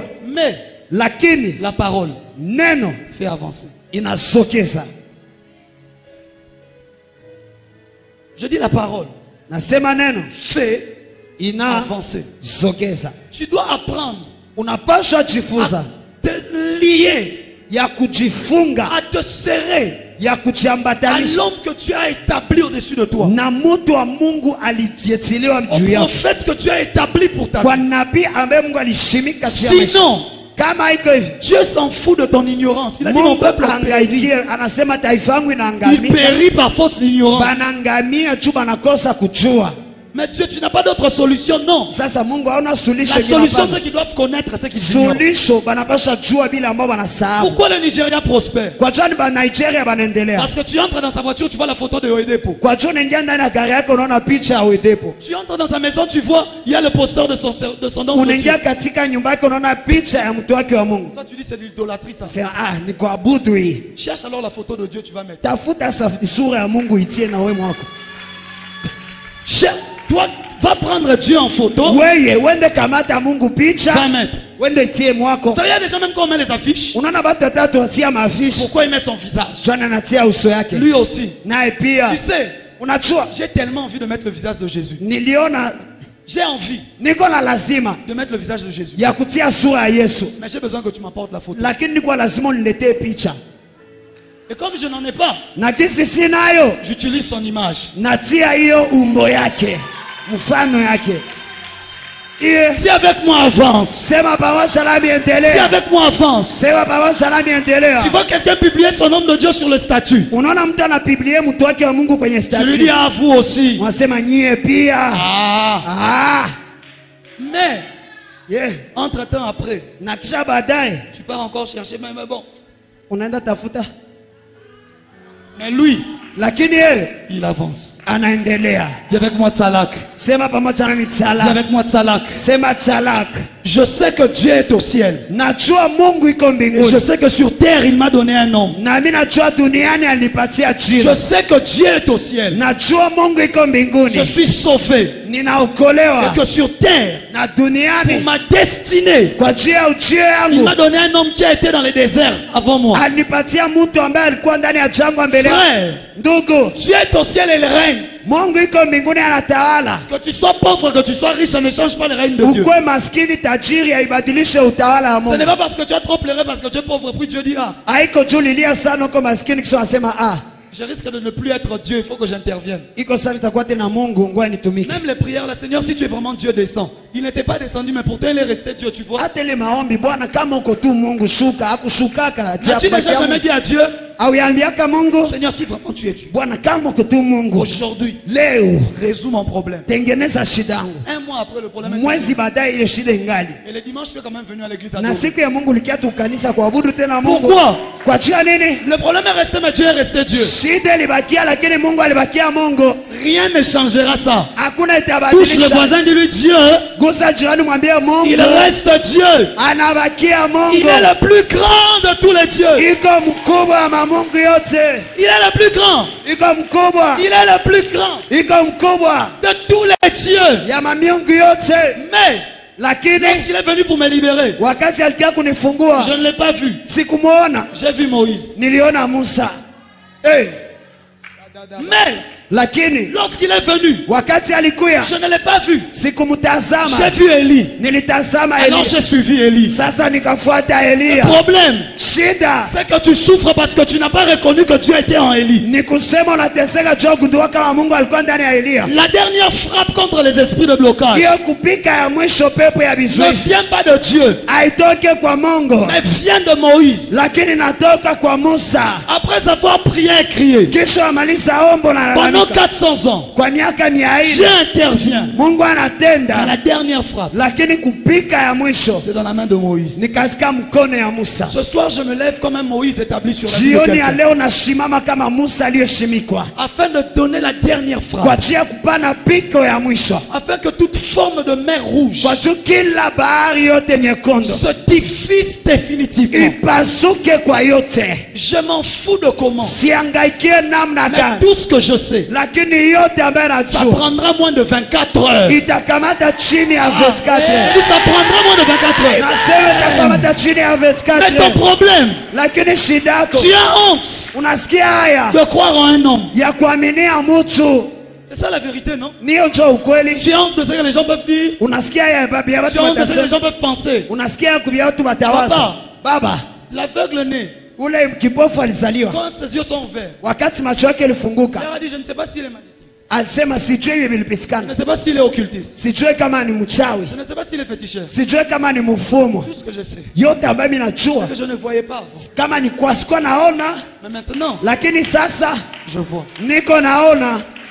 Ce soir, tu vas voir. Jioni ya leo utaona. Je dis ce soir, tu vas voir. Nasema jioni ya leo utaona. Dieu m'a ordonné. Mungu aliniamuru, Il m'a dit akaniambia de fendre la mer qui est devant toi. kupasula bahari ambayo iko mbele yako. On a prié, on a combattu. Tuliomba, tulipigana. J'ai prêché pendant 2 jours, on a combattu. Nilihubiri msiku mbili Et tukapigana. après, j'ai entendu Dieu me dire, Lakini kesha nikasikia Mungu ananiambia, maintenant, sasa hivi toi, weye fends la mer qui est devant le peuple. kapula bahari ambayo iko mbele ya Mais taifa. Dieu, Lakini Mungu, descends toi-même. shuka peke yako. Je n'ai jamais fendu la mer. Siyapasulaka bahari. Moïse, Musa, lève la verge simamisha fimbo et fends la mer. na pasula bahari. Moi, Mimi je frappe les tonnerres. napiga Je maradi, frappe les éclairs. napiga hiyo Mais maradi. Moïse, Lakini Musa, fends la mer. pasula bahari. Frère, Ndugu, tout homme qui essaie de te déconnecter de ton homme de Dieu est un kila sorcier. mtu anapenda kuachanisha na mtu wako wa Mungu ni mchawi. Voilà pourquoi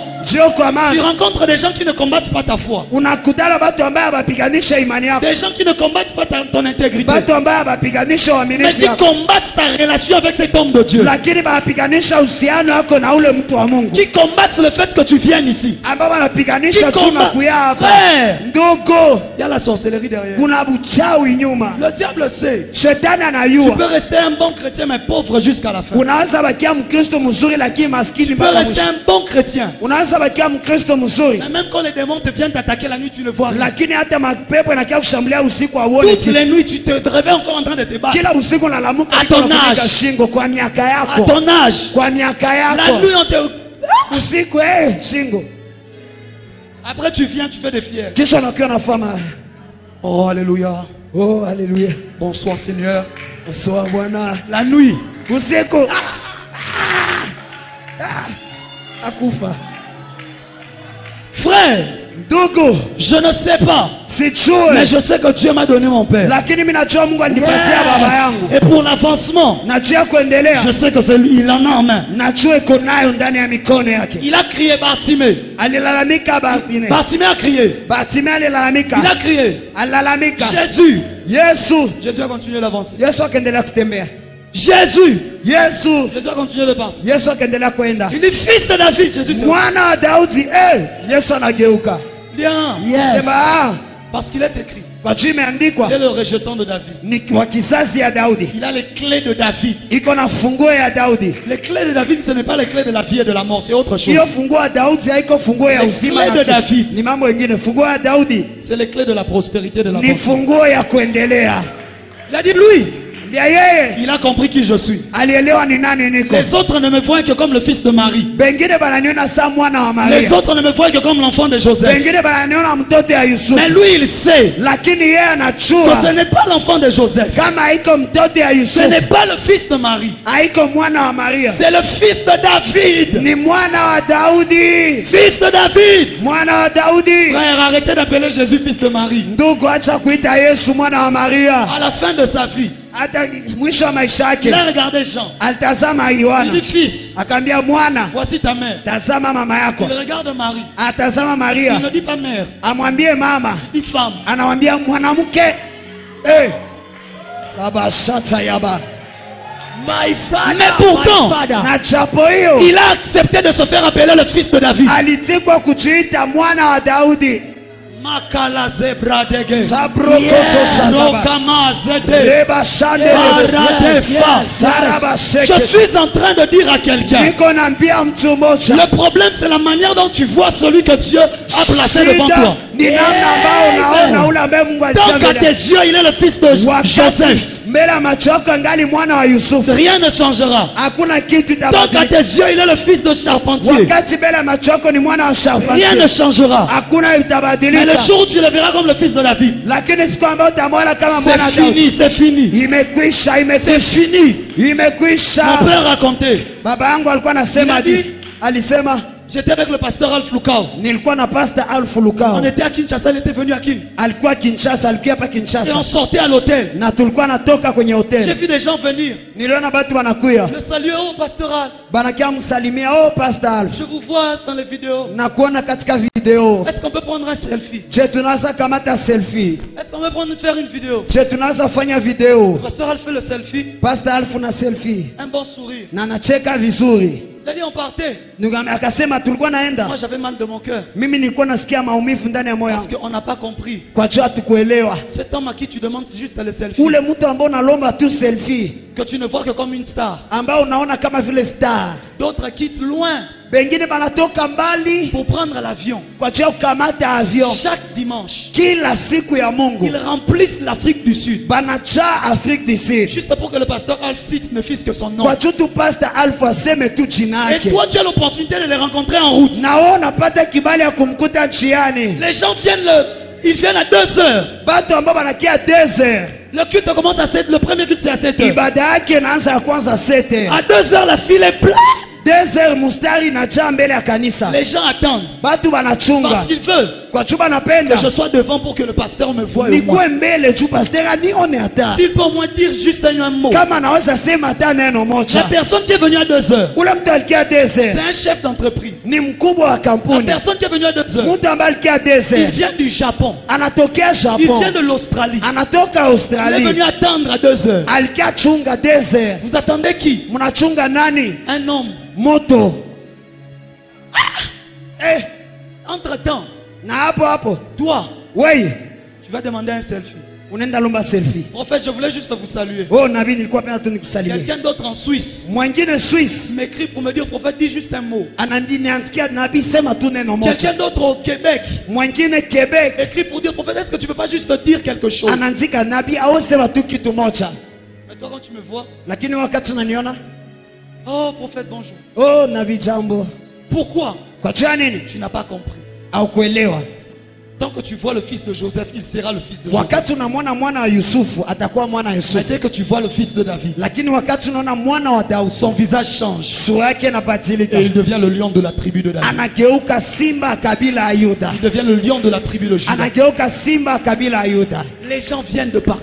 Batu banatoka Ils fasio. remplissent l'auditoire. Banajaa katika Le chumba. pasteur Alf ne reçoit pas. Pastor Alpha apokee yake. Donc c'est-à-dire, Ni kusema même si tu as tout annulé, hata kama que tu es ulianile venu de loin, na ulitokea mbali, s'il ne t'a pas appelé dans la foule, kama hakuita ndani ya umati, c'est fini. inaishia Et la pale. foule en gros, c'est de combien de personnes? Sasa ile umati ni ya watu ngapi? 17 000. 17 000 personnes. Comment est-ce que ça va tomber sur toi? Sasa namna gani tangukia Mais la juu yako? personne prend quand même le risque Lakini ule mtu anakamata hiyo de risk, voyager anasafiri et de venir là. na anakuya kwenye Tu vois maombi. quelqu'un sauter Unaona mtu anaruka parce qu'il veut se faire remarquer, ne fisque. kwa juu anapenda tu bamuone ku Pour video. qu'une parole vienne. Kwa juu neno moja itoke. Ce soir, une seule parole changera ta vie. Jioni ya leo neno moja tabadilisha maisha Je disais yako. ce soir, Nasema jioni ya une leo seule parole bouleversera ta vie. neno moja tapindua maisha yako. Lève-toi là où tu es. Simama kwenye Je huko. ne sais même pas quelle prière tu vas faire.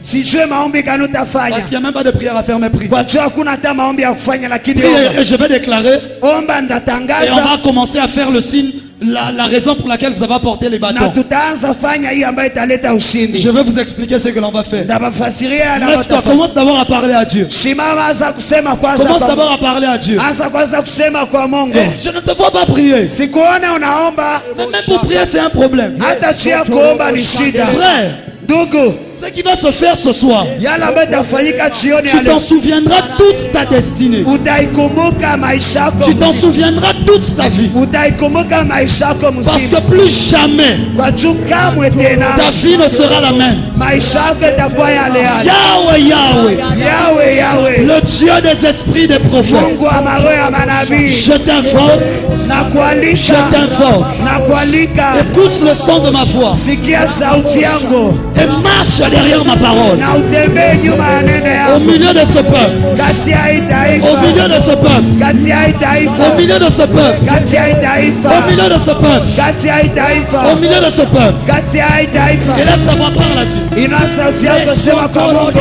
Ragaba. Fais descendre le ciel. Shusha mbingu, shusha mbingu. Ceux qui parlent en langue, parlent en langue. Bebasema kwa lugha, seme kwa Et on lugha. va travailler. Bebasema kwa lugha, sema kwa lugha. Et on va travailler. Tunapenda tumika. Parle en langue, parle en langue. Sema kwa lugha, sema kwa lugha. Shalabakasa. Que la colonne de nuée descende. Hiyo koloni ya niwe ishuke. Que la colonne de nuée descende. Hiyo koloni ya niwe ishuke. Que la colonne de nuée descende. Hiyo koloni ya niwe ishuke. Que la colonne de nuée descende. Hiyo koloni ya niwe ishuke. Que la colonne de nuée descende. Hiyo koloni ya niwe ishuke. Dieu de la Bible. Napenda Biblia. Dieu de la Bible. Napenda Biblia. Dieu de notre Seigneur Jésus. Mungu wa Bwana Yesu Yesu. Dieu de notre Seigneur Jésus. Mungu wa Bwana yetu Yesu.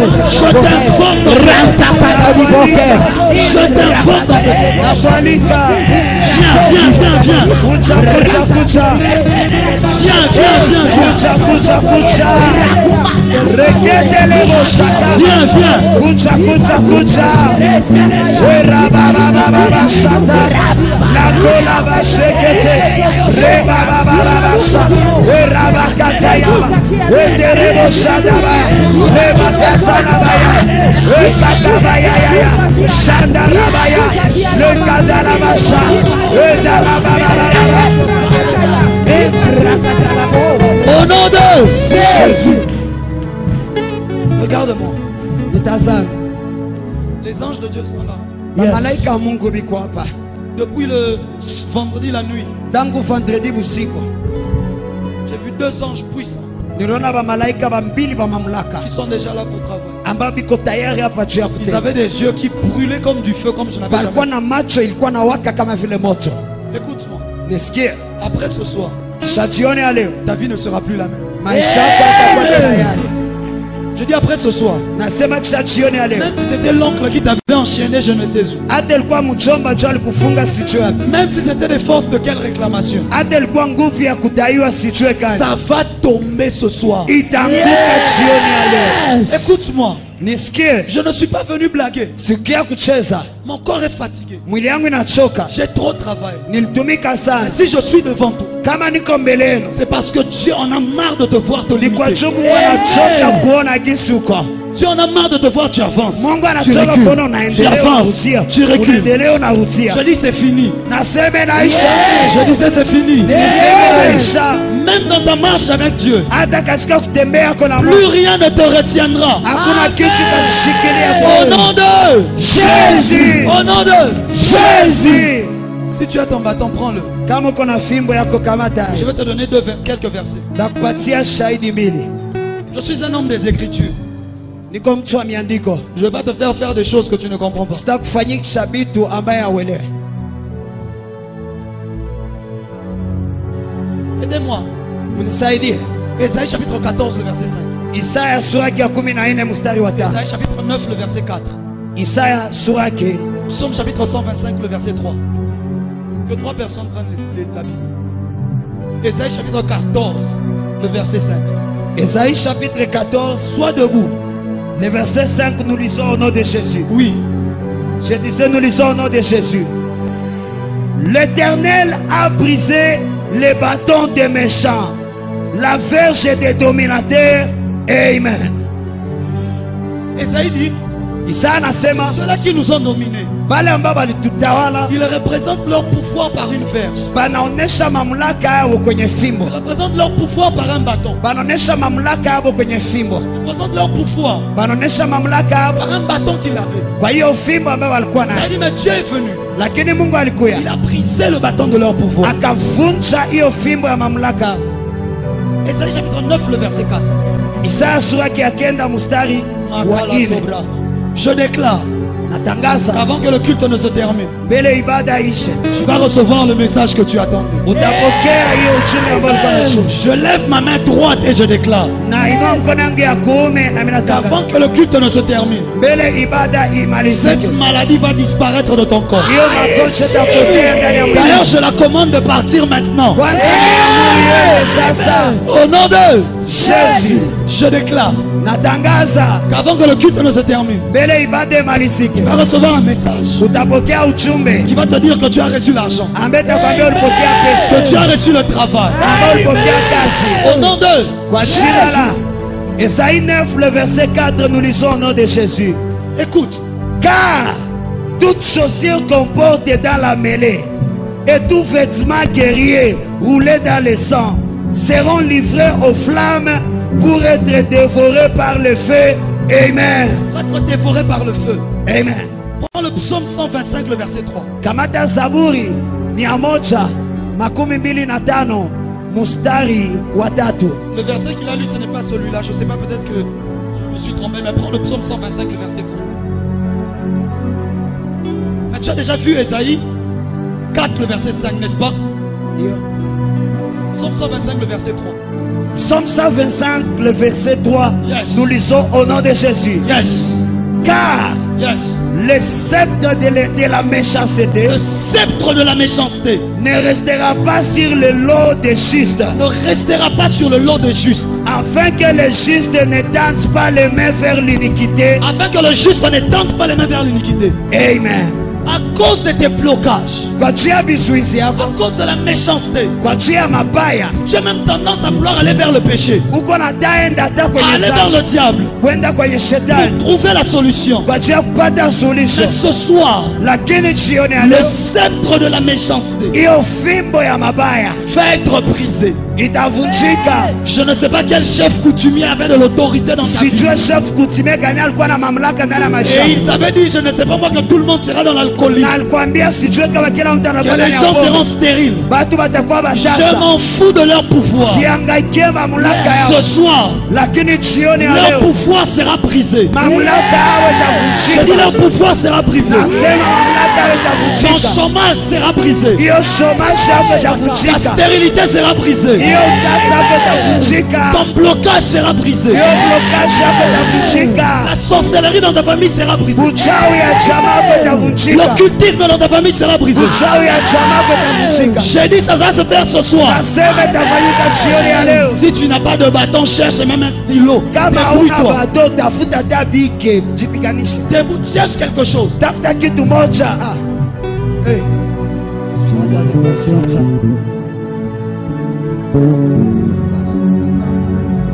Ceux qui ont emmené des bâtons trop lourds et trop compliqués, que Dieu vous soutienne. Bala ambao waleta fimbo ya kilo ya nguvu sana, Mungu awasaidie. Tu vas tenir ce bâton. Utakamata hiyo fimbo, Tu vas déclarer. utatangaza Et tu vas appeler ce bâton du nom de tout ce qui te dérange. na utaalika hiyo fimbo kwa jina yale yote Tu yanakusumbua. vas l'appeler du nom de tout ce qui te tourmente. Utaalika kwa jina yale yote yanakusumbua. Je ne sais pas c'est quoi, Sijue ni nini, mais tu vas appeler ça du nom de cette méchanceté-là. Tu vas appeler ça du nom de cette sorcellerie-là. Si c'est le chômage, tu vas appeler ça du nom de chômage. Tu vas mettre tout ce chômage dans ce bâton. Tu vas mettre toute la sorcellerie-là dans ce bâton-là. Je ne sais pas c'est quoi, mais tu vas appeler cela du nom de ce bâton. Tu seras en train de prier violemment. Prie comme quelqu'un qui sait que c'est la dernière occasion. Je ne sais pas le sceptre de... Quel est le sceptre qui te fait souffrir? Quel est le nom de ce qui te fait souffrir? Mais tu vas mettre ça dans le bâton. Ou dans ce que tu as tenu dans la main. Si c'est un fil, prends un fil. Si c'est un tissu, prends un tissu. Commence à prier maintenant là où tu es. Élève ta voix, élève ta voix. Je ne t'entends pas. Prie sérieusement. C'est la fin du règne de la sorcellerie. C'est la fin du règne de la maladie. C'est la fin du règne de l'esclavage. Commence à déclarer. Commence à déclarer. Commence à déclarer. Commence à déclarer. Appelle cette chose-là qui te dérange. Appelle cette chose-là qui te tourmente. Appelle cette chose-là qui te fait souffrir. C'est le bâton qui est dans ta main, qui t'a dérangé depuis tout ce temps. Appelle cela, appelle cela. Appelle cela avec ce nom.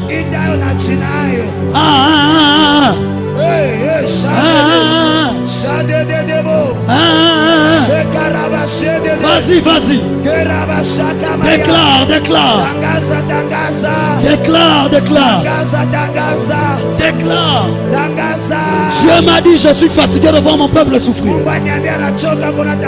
Je suis fatigué de voir mon peuple souffrir. Si tu n'as pas de bâton, prends même le bracelet que tu as dans la main, je ne sais pas.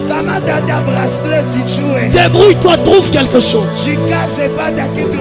Maradabazé. Appelle cela de ce nom-là. Appelle cela du nom de ce qui te dérange. Ça doit prendre fin. Ah! Vas-y, vas-y, vas-y. Déclare. Déclare. Déclare. Déclare. Déclare. Déclare. Oh Shababa. Shalima kula sepalega. Shedalebo sapayaba. Erabashekete maya. Lekolobo shikanama. Quelque chose est en train de se passer. Quelque chose est en train de se faire. Quelque chose est en train de se faire. Le Dieu des cérémonies. Le Dieu du sacerdoce. Le Dieu des symboles. iko alama. Il est là ce soir. Iko hapa jioni ya leo. Parle, parle, parle. Sema. Si c'est la vie de ta mère Kama ni maisha ya baba yako. qui est dans la maladie tout le temps, Ambaye iko ndani ya magonjwa kila. dis-le aussi. Sema hayo pia. Cite la maladie. Sema hiyo magonjwa. Cite cette sorcellerie. Sema hiyo uchawi. Cette pauvreté. Hiyo umaskini. Ah, Shedele baba baba. ah, Shereka ya baba baba. ah. Shedele baba baba. Déclare, déclare. Tangaza. Déclare, déclare. Tangaza. Déclare, déclare. Tangaza. Au nom de Jésus. Tu vas prendre ce bâton. Utakamata hiyo fimbo sasa. Il est écrit. Imeandikwa. L'Éternel a brisé Wa milele alivunja le joug, hiyo joug. le bâton Hiyo fimbo de notre ennemi, ya adui yetu. le sceptre Hiyo fimbo de la méchanceté. ya mabaya. Si tu, par inadvertance, tu as emmené un bâton trop gros, Kama kwa kutokujua uleta fimbo ya munene, tu vas te débrouiller pour aller prendre une machette pour briser ça à la maison. utajikaza kwenda kamata mpanga na Est-ce kuipasula que tu nyumbani. m'entends? Je, unanisikia? Ne rentre pas à la maison, tu laisses ça. Usirudie kunyumba uneacha vile. Il faudra que tu déchires, tu brises. Inabidi utaivunja na pasula. Soulève ce bâton, je ne veux pas déclarer. Simamisha hiyo fimbo na tangaza. Père, Baba, tous ces bâtons ne sont que des symboles. hiyo mafimbo yote kama alama. Tu m'as parlé, j'ai obéi. Ulinizungumuza nikatii. Je n'ai pas voulu le faire, j'ai hésité. Sikupenda kuifanya, À cause de ce que nilishakia. les gens peuvent dire. Kwa juu ya yale ambayo watu wanaweza Tu sema. m'as ordonné, tu m'as dit. Lakini uliniamuru Tu as kaniambia. fait trembler mon cœur. Na ikaingia ndani ya moyo wangu. Et tu m'as dit c'est un ordre. Na kananiambia ni shuti. Père, Baba, ce bâton qu'ils ont dans leurs mains hiyo fimbo ambayo iko nayo ndani ya mikono yao, représente tout ce qu'ils ont cité. inaonesha yote ambayo walitaja. Représente tout ce qui dérange ton peuple. Inaonesha yote ambayo inasumbua taifa yako. Ce bâton Hizi fimbo est le signe de la captivité. ni alama ya Ce ufungwa. bâton Hii fimbo est le signe de ce qui les a rendus esclaves. ni alama yale ambayo ilibafanya bakwe ba esclave Éternel, wa milele. ce bâton Hiyo fimbo est le signe du bâton des magiciens des pharaons. ni alama ya fimbo ya bachawi ya Farao. Ce bâton Hiyo fimbo est le signe de cet arbre qui les a détruits toute leur vie. ni alama hiyo mti ambayo ilibaribisha maisha yao. Depuis qu'ils existent, ils vivent ce problème. Tangu ambao biko banaishi shida. Tu as entendu ce qu'ils ont dit. Ulisikia yale ambao walisema. Père, Baba, alors qu'ils vont le briser, wakati batazivunja, de la même manière je déclare hivyo natangaza que ce pouvoir-là se brisera, hiyo mamlaka itavunjika. que cette autorité-là se brisera, Hiyo mamlaka que itavunjika. cette sorcellerie-là se Hiyo déchirera, uchawi itapasuka. que ce contrat qui a été fait dans le monde de ténèbres avec leur nom Hiyo kontra ilifanyika mulimwengu wa giza na jinao se déchirera. itavunjika. Cet envoûtement qui apporte des malheurs Hiyo pumbazika ambayo inaleta ole se déchirera. itavunjika. Au nom de Jésus, brise cela. vunja hayo. Si c'est quelque chose, je sais, brise cela, brise autant que tu veux. J'aime le son que j'entends. Hiyo masomo ambayo C'est le son de la délivrance. ni sauti ya ufungulivu. J'aime les cac, cac, cac, Napenda cac. hiyo makaka. Je vois le diable perdre le pouvoir. Naona shetani anapoteza Je vois mamlaka. le diable perdre son autorité. Naona shetani anapoteza mamlaka. J'entends les forces des ténèbres fuir. Nasikia nguvu ya giza Parce que inakimbia. tout leur pouvoir vient de tomber. Kwa juu mamlaka yao yote namaliza kwa Samuel joue d'abord. Parce que tout leur pouvoir vient de tomber. Kwa juu mamlaka yao yote Parce que namaliza tout kwa leur pouvoir vient de partir. Kwa juu shida yao yote nakimbia. L'autorité du diable vient d'être brisée. Mamlaka ya shetani inavunjika. Même si tu n'as pas pu le briser, ne t'inquiète pas. Hata kama ukuweza Dès que tu kuogopa. rentres à la maison Wakati unarudia et kunyumba que tu vas le faire, na utaifanya, ce sera fini. itakuwa inakuisha. Et Dieu m'a dit de faire une Na dernière Mungu chose. aliniambia nifanye kitu ya mwisho. Dieu m'a dit fais comme Moïse. Mungu aliniambia fanya vile kama Musa. Toi aussi tu prendras un bâton. We pia utakamata fimbo, Et lorsque tu le soulèveras sur mon peuple, na wakati utasimamisha juu ya taifa, toute forme de mer devant leur vie kila yote bahari mbele ya maisha yao va se séparer et va se diviser en deux. itaachana na itakabulika mara pili. J'ai prié avec ce bâton. Niliomba pamoja na hii Je fimbo, l'ai ouandouillé avant de venir. nilipaka mafuta mbele ya kukuya.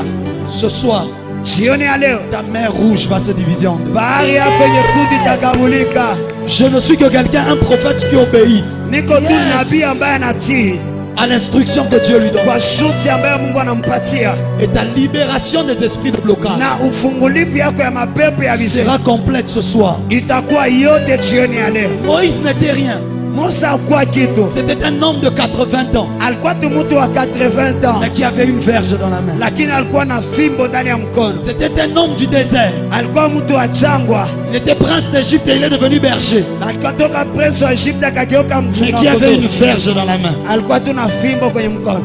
Si tu as brisé le bâton de tes ennemis, Kama ulivunja fimbo ya maadui yako, ce soir la verge de l'Éternel se lève dans ta vie. jioni ya leo fimbo ya milele inasimama juu ya Je dis la maisha. verge de l'Éternel se lève dans ta vie. Nasema fimbo ya milele inasimama ndani ya maisha yako. Lorsque je soulèverai ce bâton Wakati nasimamisha hii et fimbo, que je serai en train de déclarer, na ndakuwa niko la natangaza, puissance va tomber dans la salle. mamlaka itanguka ndani ya La chumba. mer rouge sera en train de se fendre. Bahari ya Shamu itakuwa iko nakabulika. Tu m'as dit le vent va entrer. Mungu aliniambia mupepeo Le itaingia, vent de sa puissance va souffler. mupepeo ya mamlaka yake itaingia. Plusieurs seront en train d'être touchés, d'être saisis. Bengi batakuwa biko naguswa na mamlaka, Certains même tomberont sous la puissance. bengine batanguka na mamlaka. Ce soir, ce ne sera pas le démon comme hier. Jioni ya leo itakuwa mapepo kama jana. Non. Hapana, Ce sera la mer rouge qui se divise. itakuwa bahari ya Shamu ambayo inakabulika. Ce sera la puissance du Saint-Esprit. Itakuwa mamlaka ya Roho Hier, Mtakatifu. il y a eu des délivrances. Jana kulikuwa Ce maufungulivu. soir, on va ouvrir la route. Jioni ya leo utafungua Mais njia. pour que la mer rouge soit divisée, Lakini juu bahari nyekundu la ikabulika. Bible dit le vent a soufflé. Biblia inasema mpepeo La Bible ilipita. dit le vent a soufflé. Biblia inasema mpepeo La ilipita. Bible dit le vent a soufflé. Biblia inasema mpepeo Et ilipita. je sais qu'il est écrit Na mimi najua que imeandikwa le Saint-Esprit il est le Ruach Elohim. kama Roho Mtakatifu ni ruwake Il est Elohim, le vent de l'Éternel. ni upepo ya Le milele. Saint-Esprit va tomber dans la salle. Roho Mtakatifu atanguka ndani ya chumba. Certains seront touchés de manière dangereuse. Bamoya bataguswa kwa On ne hatari, pourra même pas les retenir. abataweza hata Alors que je kubashikilia. parle, tu sens comme un poids venir sur toi. Wakati nasema unasikia kama kilo inakia juu La yako, puissance va tomber. mamlaka itanguka. Je dis cet esprit de blocage va partir. Nasema roho ya vizuizi itakimbia. Tu n'as pas dit amen. Au kusema amina. Ce qui a retenu ta vie, Ila mbele ishika ce qui maisha, a bloqué ta vie, yala mbele izuiza maisha, va partir. itakimbia, Va partir. itakimbia, Va partir. itakimbia, Va partir. itakimbia. Je le prophétise. Na itabiri, Je le décrète. na itamka, Et je le déclare. na mina ya moro. Père, Baba, tu as dit à Moïse, uliambia Musa, lève ta main, simamisha mkono yako, soulève ta verge simamisha fimbo yako, et fends la mer na upasule bahari par le pouvoir et l'autorité que tu m'as confié. kwa mamlaka ambayo ulinipatia, Le pouvoir et l'autorité que tu m'as donné. mamlaka ambayo ulinipatia. Je me tiens Nasimama comme prophète devant ton peuple. kama vile nabii mbele ya taifa. Saint-Esprit de Dieu. Roho Mtakatifu ya Mungu, Saint-Esprit de Dieu. Roho Mtakatifu ya Mungu, Tu es l'esprit qu'Ézéchiel a vu. uko roho ambaye Ezekieli aliona. Je suis Ézéchiel. Niko Ezekieli, Je maîtrise le mouvement du vent. najua hiyo mouvement ya Tu m'as mpepeo. donné d'appeler le vent de quatre, l'esprit des quatre vents. Hiyo roho kutoka pende ine. Père, Baba, alors que je lèverai la verge, wakati nainua fimbo, alors que je lèverai ce bâton, wakati ndainua hii fimbo qui n'est rien en réalité, ambayo iko kitu kwa kweli, mais qui porte le sceptre de l'obéissance, ambayo inabeba alama ya utiifu, mais qui porte le sceptre de l'obéissance, inabeba hiyo fimbo ya utiifu éternel, wa milele. que la route s'ouvre devant ton peuple, Njia ifunguke mbele ya que taifa, l'esprit tombe au milieu de ton peuple, roho yanguke kati ya que taifa, la puissance se libère au milieu de ton peuple. mamlaka yachilie ndani ya taifa. Lève tes mains là où tu es. Inua mikono yako kwenye huko, Lève tes mains là où tu es. inua mikono yako kwenye huko, Lève tes mains là où tu es. inua mikono yako kwenye huko, Lève tes mains là où tu es. inua mikono yako kwenye huko, Lève tes mains là où tu es. inua mikono yako kwenye huko. Aya Zadaba. Shadaba. Rebababa, Shadaba. shodobobobo, Shadaba. rebobobobo. Zozeze. Lève les mains. Inua mikono yako, Lève les mains. inua mikono yako, Lève les mains. inua mikono yako, Lève les mains. inua mikono yako. Les gens seront touchés de partout. Batu bataguswa nafasi yote, Derrière, devant, à la chorale. nyuma, Derrière, mbele, de partout. kukoral fasi yote. J'entends le vent venir. Nasikia mpepeo kukucha, J'entends le vent venir. nasikia upepo kucha, J'entends le vent venir. nasikia mpepeo kucha. Père, Baba, Je lève cette verge. nainua ifimbo, Je lève ce bâton. nainua ifimbo. Maintenant, Sasa hivi, maintenant, sasa que hivi, ton esprit tombe dans la salle. roho yako ya Que ta puissance tombe dans la salle. mamlaka yako ya mkende ya Descends, Seigneur. ishuka Et que Bwana, le vent souffle. na hiyo pepe Que le vent souffle. pepe ipite, Que le vent souffle. pepe ipite, Que le vent souffle. pepe ipite, Que la puissance tombe. mamlaka ya Que la puissance tombe. mamlaka ya Que la puissance tombe. mamlaka ya Alors que ma main est élevée, wakati mkono je déclare que natangaza la mer rouge se divise. bahari nyekundu Que la ikawulika, mer rouge se divise. bahari nyekundu ikawulika. Maintenant, Sasa, maintenant, sasa, maintenant, sasa, maintenant, sasa, maintenant, sasa, la puissance se libère. mamlaka La inachiliwa, puissance se libère. mamlaka Le inachiliwa, feu se libère. pepe Le inachiliwa, feu se libère. moto inachiliwa, Les Égyptiens vont mourir. Bamisri Les wanakufa, Égyptiens ont perdu. Bamisri Les wanapoteza, Égyptiens ont perdu. Bamisri Les wanapoteza, Égyptiens ont perdu. Bamisri Les wanapoteza, Égyptiens ont perdu. Bamisri La wanapoteza. mer est libérée. Hiyo bahari La inafunguliwa, mer est libérée. bahari La inafunguliwa, mer est libérée. bahari inafunguliwa. Lève les mains. Inua Ça mikono, commence, ça commence. inaanza, Ça inaanza, commence. inaanza, Le vent inaanza. souffle, ça commence. Upepe inapita, La inaanza. puissance tombe, ça commence. Mamlaka inaanguka, La inaanza. puissance tombe, ça commence. Mamlaka inaanguka, Prenez inaanza. ces gens, prenez ces gens. Kamata bale La watu. puissance tombe. Mamlaka inaanguka. La puissance tombe. Mamlaka La inaanguka. puissance tombe. Mamlaka La inaanguka. puissance tombe. Mamlaka inaanguka. La puissance tombe. Mamlaka De inaanguka. là où ils sont. Nafasi kwenye De viko. là où ils sont. Nafasi kwenye De viko. là où tu es. Nafasi kwenye Que le uko. vent te rencontre. Hiyo upepo Que le ikutane. vent te rencontre. Upepo Que le ikutane. vent te rencontre. Upepo ikutane. Upepo. Upepo. Upepo. Upepo. Upepo. Upepo. Upepo. Je libère. Naachilia. Je libère. Naachilia. Je libère. Naachilia. Je libère. Naachilia. Je libère. Naachilia. La droite de l'éternel. Mkono wa mume ya milele. La droite de Mkono l'éternel. ya kuume ya Que milele. la mer Naisimamisha. se divise. Mahari banzuke. Que la mer Bahari se divise. ikabulike. Que la mer Bahari se divise. ikabulike. Et que le vent Na upepo t'emporte à la prochaine dimension. ikubewe kwa kiwango Ne hiki. regarde pas le voisin. Usitazame jirani. Mais reçois là où tu es. Pokea kwenye Je uko. dis reçois là où tu es. Nasema pokea kwenye Je dis uko. reçois là où tu es. Nasema pokea Je kwenye uko. lève. Je Nasimamisha. soulève Nasimamisha. la verge de l'éternel. Hiyo fimbo ya La milele. verge de l'éternel. Hiyo fimbo ya La milele. verge de l'éternel. Hiyo fimbo ya milele. Reçois, reçois, reçois. Pokea, pokea. Reçois, reçois, reçois. Pokea, pokea. Reçois, reçois, reçois. Pokea, pokea. Reçois, reçois, reçois. Pokea, pokea. Reçois, reçois, reçois. Pokea, pokea. Reçois, reçois, reçois. Pokea, 1, pokea. 2, 3, 4, Moja, mbili, 5, tatu, 6, nne, 7. tano, sita, 8. saba, munane. Le feu est dans la salle. Moto, moto. Le feu est dans la salle. Moto iko ndani Le ya feu est dans la salle. Moto iko ndani ya Le feu est dans la salle. Moto iko ndani Le ya feu est dans la salle. Moto iko ndani ya Le feu est dans la salle. Moto iko ndani ya Le feu est dans la salle. Upepo iko ndani ya T'es partout dans la salle. Nafasi yote na T'es partout dans la salle. nafasi yote na Que le vent souffle. hiyo upepo ipite. Que le vent souffle. Hiyo upepo itiririke. Que le vent souffle. Hiyo upepo itiririke. Que le vent souffle. Hiyo upepo itiririke. Que le vent souffle. Hiyo upepo itiririke. Tu es libre. Uko Ton huru. ministère est libre. Huduma yako iko Ta huru. destinée est libre. Nchi yako iko Ta huru. famille est libre. Maisha yako iko huru. Tu vas avancer. Utaendelea. Tu vas avancer. Utaendelea.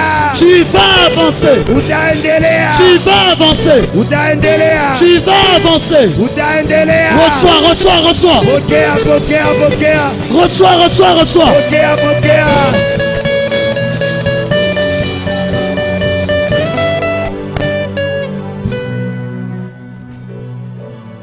Dieu est dans la salle. Mungu iko katika chumba. Je vois des chaînes en train de tomber. Naona minyororo iko naanguka. Je vois des mers en train de se diviser. Naona mabahari siko napasuka. Je vois des vies en train d'être transformées. Naona maisha siko nabadilika. Elohim est là.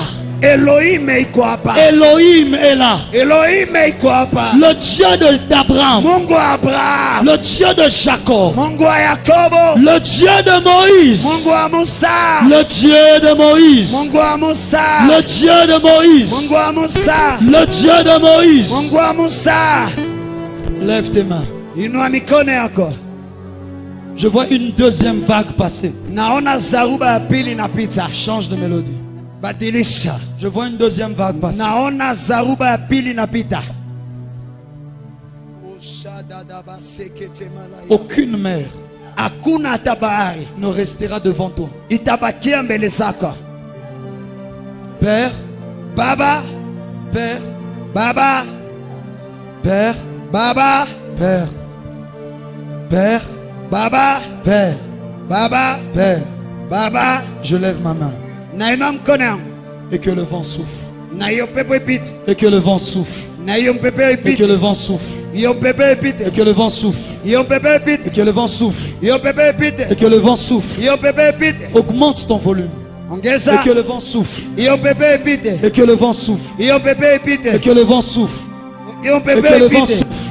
hiyo pepo ipite. Père, Baba, derrière, kule nyuma là où moi je ne peux pas arriver, kwenye siwezi fika, là où moi je ne peux pas voir, kule kwa siwezi ona, que ta main parte derrière. hiyo mkono yako ende Que ta peke, main parte derrière. mkono yako ende kule Que ta nyuma, main parte derrière. mkono yako ende Que ta nyuma, main parte derrière. mkono yako ende nyuma. Souffle dans la vie de ceux qui t'attendent. Pita ndani ya maisha ya baba na Souffle dans kukoya. la vie de ceux qui t'attendent. Pita katika maisha ya baba. Souffle dans la vie de ceux qui t'attendent. Pita katika maisha ya baba. Alors que je vais compter jusqu'à 3. Wakati ndahesabia mpaka 3. Que ton vent souffle. Hiyo mpepe yako Et que ipite. ta puissance tombe sur des vies. Na mamlaka yako yanguke juu ya Une maisha. puissance qui va ouvrir le chemin. Mamlaka ambayo itafungua njia. Père, Baba, je compte 1, nasabia 1, 2, 2, 3. 3. Reçois, Pokea, reçois, pokea, reçois, pokea, reçois, pokea, reçois, pokea. reçois, reçois. Mon Dieu, mon Dieu, mon Dieu. Reçois, reçois, reçois, reçois, reçois, reçois, reçois. Fire! Moto.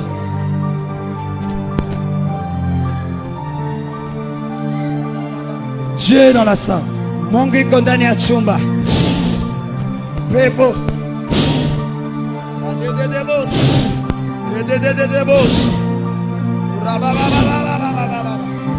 Shakade kadeba. Dededebo shata. Agolo bobo.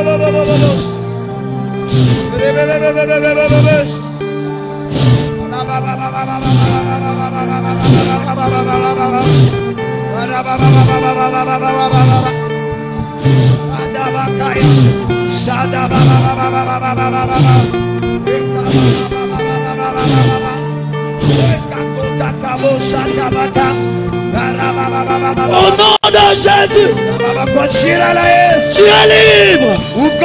Tu es libre. La mer est libérée. La mer est divisée.